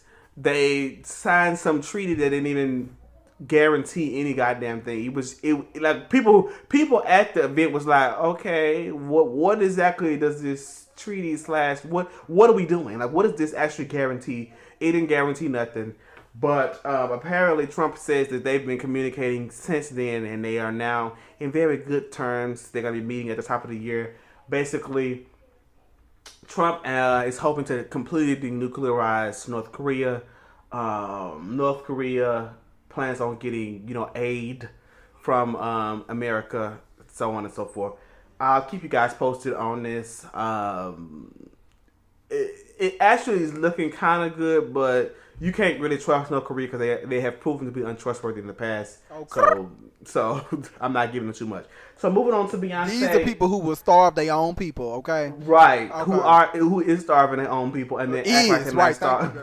Acting like they're not. No, they're doing just fine out there. Right. Decrepit. They doing fine. But yeah. Beyonce. So, right. The real tea, the real gag. The facts, honey. Let's get to the facts. Before we get to actually Beyonce, did you see about fucking Anita? Did she apologize to Blue Ivy? Yes, our good sis. They was dragging our good sis. She had said that a while ago that Blue Ivy was ugly though, didn't she? Or she just said it again. She said it again. Ooh. She said it again at a live event. So she said it in 2018. Yes. That was the mistake. That's exactly. 2016 is fine. Yeah. 2016. Yeah. Cause we had a whole new everybody is being held accountable. Okay. You can't even slide with the shit you would have said and laughed at. But you know what though? Year. It's a pocket of the internet that does feel that way. That Blue Ivy is ugly. It's ugly. Mm-hmm. Blue Ivy is beautiful. I'm not saying it because I'm a Beyonce stan or fan or anything like that. Blue Ivy is beautiful to me. And I'm not even Jay-Z's not even ugly to me. Like that's just not ugly to me though. A lot of these people out here with high ass standards that you can't meet yourself. Hold up. Right. And then what? Keep it real. He said, I'm a billionaire. I'm always cute. So, now let me say this. Now let me say that I don't agree with that, Jay. You know? You can be ugly as fuck and have as much money as you want. I don't agree with that statement. But what he's saying is, because I have so much money, I can bag anybody I want. This may be true. Now, this may be true. That don't mean that one thing cancels out the other. You can be an ugly billionaire, but you can still pull. That's correct. But we did also see his shoe size. That's all I'm gonna say on that. He said it's a curve in it, bitch. But we ain't going now. Let's leave this topic alone. That's after tea. That's the nightcap. Let's leave that topic alone, honey. So the 100 Mandela would have been 100 years old this year. Yes, he would have been 100. So they had a celebration for the Global Citizens. Beyonce's partnered with the Global Citizens Festival. This is actually like her second or third time performing as being a headliner for the Global Citizens. I want to say she was like the first one. I won't say the first one. I'm not gonna say that because I don't know the facts. But this is not her first time performing for the Global Citizens Festival. But this year it was being held in South Africa. I don't know if you know about this, but the girls have been saying that Beyonce has been avoiding South Africa for a long time because she doesn't tour. About that. People have been saying, "Oh, Beyonce's never going to go to South Africa. Why isn't she going to South Africa?" Blah blah blah blah. She's always supporting black people, but she has never gone and never really performed.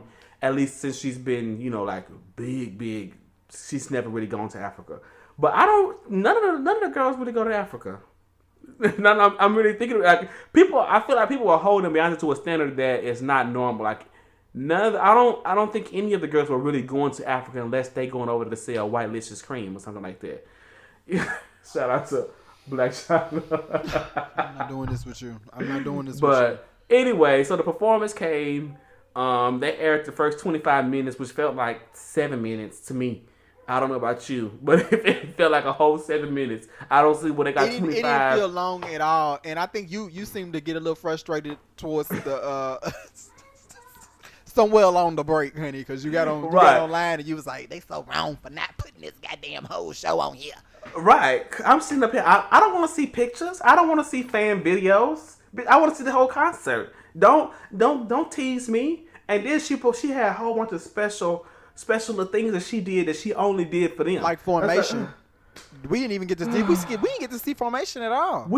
Only thing we saw, they came out to Holy Grail. They did part 2 on the Run, which is a song that they did. I like that song. Bonnie and Clyde. Then they followed that up with Ape Shit and closed out the show. I was like, oh, what? And then didn't. They came back now. They came back for Halo. I didn't get to see that. Oh, they came back for Ed Sheeran and Halo. They came back on for Ed Sheeran and her. But they should have told us that beforehand. Well, well, let me say what they did. They during the broadcast, like when Beyonce went off, they said that she was coming. They said we're coming back with more Beyonce.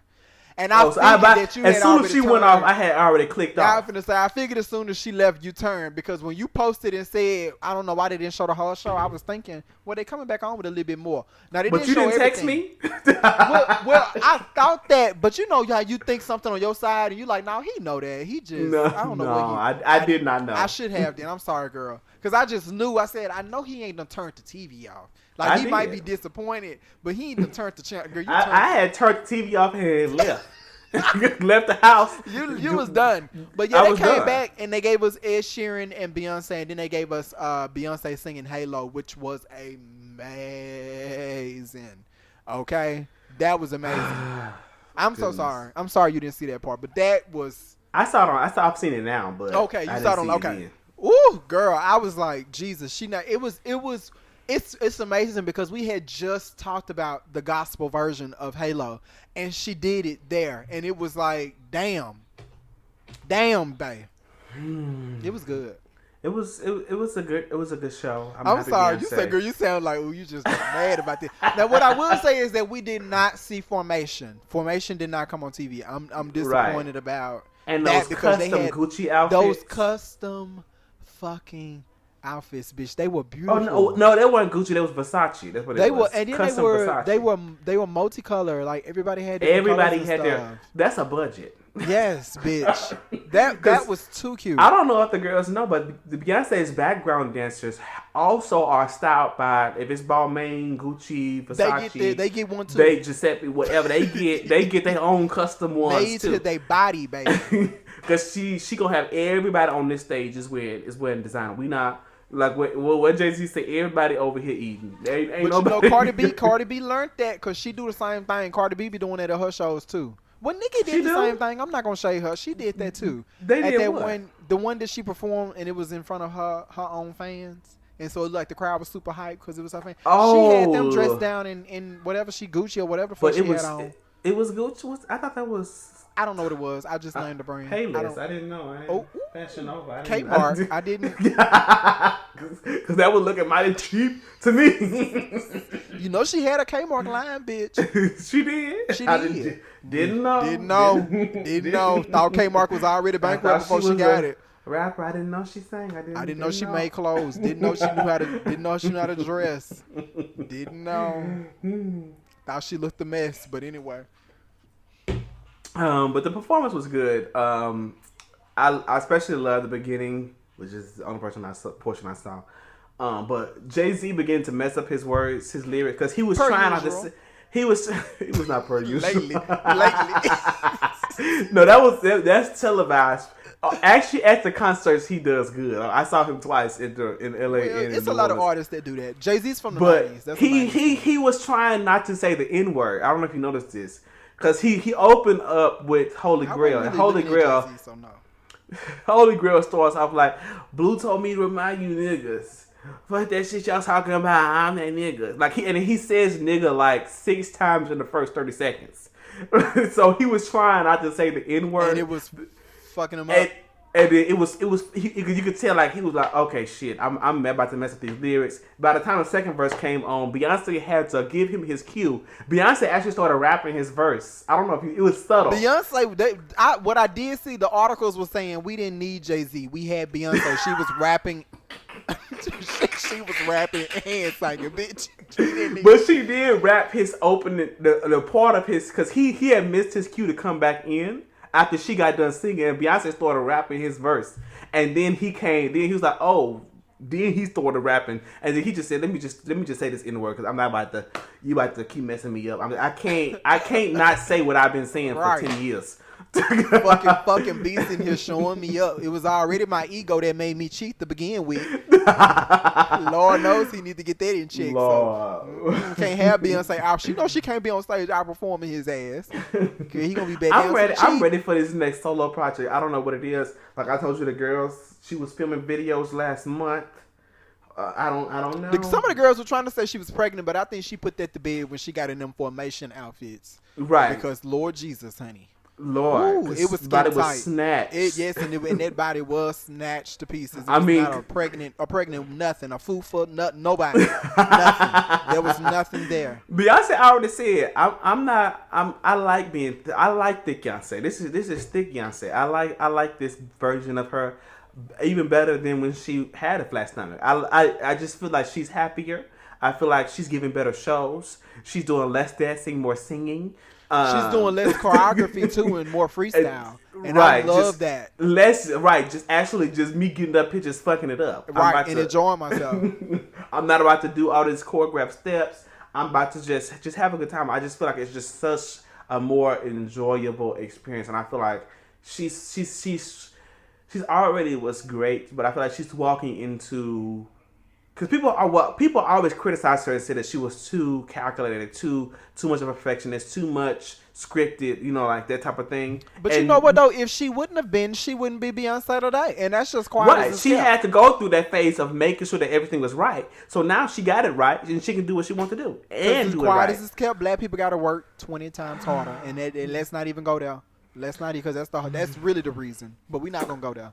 But I'm glad it's the end of an era. The only way I can see them performing something else is if they do something at the Grammys, and the Grammy nomination should be coming out this week, I believe. Okay. So you think Cardi B gonna be nominated for a Grammy? Most likely. Nicki Minaj has never won a Grammy. Has she been nominated though? She's been nominated. She's been nominated a couple of times, 1 or 2 or 3 times. Do you think maybe Cardi B will win a Grammy? I've been seeing a lot of people talking about that online. Let me say this. I talked about this before. The Grammys have added, I want to say, 900 new members and they're largely women and men and people of color. So if this was the year for her to win Artist of the Year, then this would be it. You have a better chance. She surely should get Best New Artist. Surely. I don't know who else I could. She gonna at least get nominated. She gonna get nominated for a Grammy. I don't know. But like who? Shawn Mendes, he would have probably been up last year. No, he been out like 3 or 4 years at this point. Like okay. I don't know. Okay, well, I don't know. They don't come up with some white person. It's gonna be what's that girl name? I don't even know. Hosier? No, that's the guy. I don't even know what her name is. But anyway. It takes a few years to get the name. Right. It's a girl over there that's doing something. Some of the H. Hazy, something. Oh, overseas? No, she's American. Oh. But she's really popular overseas. But anyway, I don't care that much to get into her. But they're gonna come up with somebody that's gonna be quote unquote a rival. Yeah. Right. They're gonna try to stick in there. We're gonna see. You think 6ix9ine might get nominated for Best New Artist? No, I think he may get nominated for a Grammy. For what would it be? It had to be for Fifi. Then I don't know. Yeah, Fifi could get. I guess. I can see him getting nominated for Best New Artist too. I don't know. It just depends on how far the Grammy's trying to go. They typically only do one one rap artist, I think it's gonna be Cardi B. but if things change like they said they changed, we'll see. Two this year. It could be 2 or 3. Yeah. But we'll see. We'll see once the Grammy nominations are actually out. Right. That'll be really signify the last performance of this era if Beyonce and Jay-Z perform. Beyonce and Jay-Z got snubbed at the last 2 awards. Jay-Z last year, and then Beyonce. So they might not want to. So they might not even show up. I don't even know what. Unless they want to flex on them and make the ratings go up. I can do anything. Time slot. Yeah. Hell no. Hell. If they're not doing that, I don't want it. If they would be hot. That would be hot at the Grammys. Or Boss, because they have yet to perform Boss, which is to me my favorite song from the album, best song on the album. They have yet to perform it. They were wrong. Beyonce was wrong too for getting us used to a video for every goddamn song, and then came out with one video, and they didn't do shit after the album came out. Nothing. It was one sickening video, but that's not the point. It was literally a month and a half later before they even started performing the songs on tour. Yeah, the album was already out like a month and a half. We like, what do y'all? Okay, but anyway, that's enough of me. And you saw I had to get the girls together on the Instagram because somebody posted something I had to repost saying that Beyonce don't have a signature record and I saw that. I saw you posted that. I had to get somebody together real quick. She's got multiple. We talked about that's funny because we talked about that on the podcast about how she has multiple hits. It's just depending on what era you're talking about because hers is by era. Like yeah, it's not she's right. Like it's she reinvents herself time and time again, and at the end of the day, she's the only one that got foots on necks on the rest of these girls. Everybody in the industry know who Giuseppe is on their neck right now. They know. So it's not even a question. But anyway, is that it for today? That is it for this episode. Well, I guess we'll see you guys next week. Hope you guys enjoy. What do we name this episode? Facts over feelings. Okay, yes. We had to do that today. Don't feel too. Don't be sensitive about nothing I said about Adam. Yes. It's okay. And get these facts on this credit score. Get your Equifax. Come on. Hey, that connected. That's a connect right there. And let us know because I enjoy it. I enjoy doing that little segment on finance and stuff. So if y'all want to talk about debt consolidation, debt paying off, anything like that, let us know. I might have to drop something. Let you come up here and drop some of your degree knowledge. Yes, go. Put this degree to use. Yes, ma'am. But thank you guys for listening. I really enjoyed this episode. And we'll see you guys next week. Bye.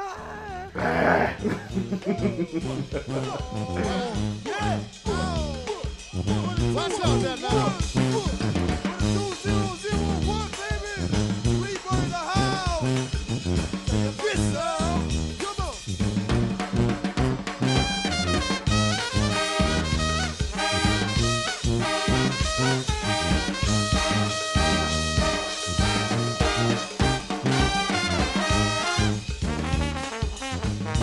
What happened with Kelly Price and Mariah Carey? I forgot what she said. Okay, so Kelly and Wendy Williams was really the one that brought light to this and context and all of those other things. And Miss. Correct.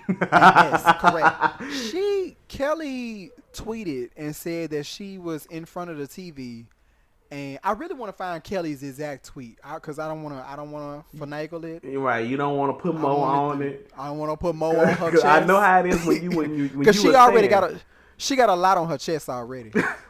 I don't want to put any more on her chest. Kelly, you were a backup singer for Mariah Carey. Yes. But I never knew how that ended. Did it end respectfully? It ended with me telling her that I wanted to leave to pursue a career in writing, possibly being an artist. And what did she say? She wasn't ready for me to go. I went and met, long story, so I won't go into it, but I met Puff Daddy. And the day after I met him, I was in the studio writing for Horace Brown. I'm assuming you're talking about Mariah in the following quote that we got from your Twitter. I'm years late on this one, but I'm looking at a concert on TV right now of a certain singer, you put in quotes, and asking myself, what happened to your voice? Sometimes the gimmick goes too far. One day you go to sing and realize it ain't happening. This is making my throat hurt. Yes. We talking Mariah? We were talking to a singer, and I didn't name the singer. Somebody actually did name the singer, retweeted it, and added a singer's name in. Mariah. But the tweet was tweeted that way for a reason. If I wanted to name the person, I would have named them. But that was between me and the television screen at the moment. Yeah. And it was a comment. Someone decided that they wanted to take it and retweet it and add her name in there. And that's as far as I'll go with that. Girl, if you're going to How you gonna say it's between me and a TV screen, but you put it on Twitter. But you, come on now. Girl. Now, what sense do that make? Girl. What sense do that make? Girl, this podcast is between me and Tiger Tansy. But we posting it for y'all to listen to. All these other, come on. And then we get mad when Keisha Coleslaw get up here and then try to read us because I read her first. That don't make sense. It don't make sense. Kelly. It don't make sense. It don't make dollars. It don't make sense. I don't even think Mariah still know who you are. Right. I really don't even think she know her. I didn't remembers. Didn't know. Didn't who? The backup? She a backup. Is she currently backup? I know the current one. Because Mariah Carey had the same background singers for decades. They still riding with her. Everybody else has just been a stand-in. And even, I didn't even like when Wendy said, "Did it end amicably?" Yes, I hate when she asked her that, and she was like, well, it ended with me telling her I wanted to move on. Girl. You wasn't even a regular background singer for her at no point in your career. Period. Point blank. Kelly, you can sing. But you can sing. You can sing. You can actually sing. That's good. And Mariah was one of the people. She helped start Kelly's career. However, that's the part that's just on your best day. On your best day, you have yet to touch any of Mariah's top 50 vocal performances. Come on. And not even to mention that Mariah Carey is a legend. Is a legend. Regardless of how you feel about her personally, you probably feel like, oh, she know I can sing. She should have helped me. Mariah Carey got to do a goddamn thing. Come on. But be Mariah fucking Carey. She got to write these hits. She got to sing these 18 number ones, possibly 19 once all over for Chris. Lil' Kim and her stop playing. Right. That too. That part. So Mariah Carey got to do shit for you. You what is for you is for you. I hate when people do this. You're not about to sit up here and disrespect. Mariah Carey's not even my fave. She not even. I won't even say not even like she's less, but I'm not going to sit up here and allow you to disrespect her in that way. I have too much respect for what she is, and I have never even been employed by this woman. Now, mind you, if I done took this woman money, you think I'm then going? Because that's what you did, Kelly. She helped you get your career. Like you was just from my understanding, Kelly was just like singing, like just randomly singing in a room on a piano or something, and she was at the studio that Mariah was having a session at, and Mariah ended up passing through and heard Kelly and went back and was like, yo, I want you to sing behind me. Come on. And like this lady who was at the top of her game at that time, who was the new artist. She had just, I think, won the Grammy for Best New Artist or whatever not too long ago. Like she was that girl and she wanted you up there front and center while she recorded one thing that I remember her being at was the Unplugged, the MTV Unplugged, and you was right there. She wanted you right there. And you get on TV and you get on Twitter and you throw out his shades. You know you were talking about. If you weren't talking about Mariah, then you just all you had to say was I wasn't talking about her. Kelly not Price's once did you say that. Biggest hit is a song about her best friend stealing her man. I wonder why. Okay. and so Mariah Carey, we are still undecided on what her biggest hit is. Come on. Please beef with somebody in your weight class. We thought you was too big for this. We thought you was too big for this type of beef. I didn't know. Girl, I'm not doing it. You thought she was too big? Too big. You too big for this type of beef. in the literal sense. So I'm not going there. And in the spiritual sense, okay? All the way around the Girl, board. I didn't know she did this. I didn't know. And then she went on Wendy. Wendy had to bring it on up, honey. Well, Wendy did the reunion for the R&B Divas. And she brought that Yes, out. be for one of them. What's Countess? Go Limo. ahead. Go ahead. She could be for Limo Limo. was on R&B Divas? And Lil Mo is beefable. She's ready to be. She want that smoke. But Yeah, she don't want it with Kelly Price. That's what you don't want. No, because see, Kelly Two is different also weight beefable. classes. That's and it's quite a gap. Oh goodness. We're not doing this. Kelly sounded amazing in that clip we played earlier. Before we had to read But her she ass. had to catch the smoke. Yeah, she had to. She had to catch it. Because we can't sit here and celebrate Kelly without recognizing. What happened to your career, Kelly Price? What happened? I'm confused. What happened? I really don't like legends disrespecting young people, and I also don't like even more other people disrespecting legends, especially the ones that have been employed. Go beef for Madonna. Go beef for one of these other white bitches. One of the ones we don't like, right? Or we don't care about. It's plenty of them. It's plenty of them. Don't go over here and come for our legends. I would even entertain you beefing with Britney Spears. I would entertain that. Britney is beefing with this choreography. That's what Britney is beefing. Britney is beefing. I was going to say the wrong thing. I was going to say she beefing with mental health, but that's not right. That ain't right. I didn't say it. I said what I was thinking. I didn't say what I said. Okay? What did Nene say? I said what I said. Well, I did not say what I said. Okay, bitch. Let me. He didn't say that. I didn't say what I said. I did not say what I said. Britney is beefing mental health. Lord Jesus. She is beefing down, honey. Struggling. Ooh, Jesus. That is struggle. And she's beefing her team. Everybody is just, they don't have her best interest at heart. And it's unfortunate. Lord, okay. They be having my girl out here looking like she on crack. They be having her out here just looking crazy. Lord. And ain't Britney still in her 30s? Is she? I don't know sometimes. I didn't know. I don't know. I don't know what she is. You know, with certain people, typically who are melanin deficient, they'll look 40 and they'll be 25. So they will. It's a game. For a second there, I thought she came out before Mary J. Blige. Don't know. Don't know. She right. Well, shout out to Mary. You looking for a new Mary project?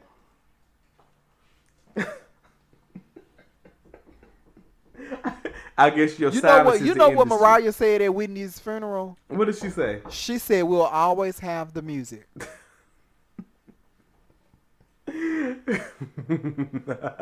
That was shade. I like Mary. I wouldn't mind. No, that was shade to Whitney. Because she could have said, "We'll always have the voice. We'll always have something." Well, we won't. I guess she had been lost it. But they beef was. We get them a lot of credit sometimes for having a cute amicable. Beef, but at times. At times, honey, it got a little. It got scratchy. What do you think of Mariah? I don't think of her. I don't think of her. What do you mean? What do I think of her voice? She can sing. She's good. Right? Don't y'all like her? She's good. Yeah.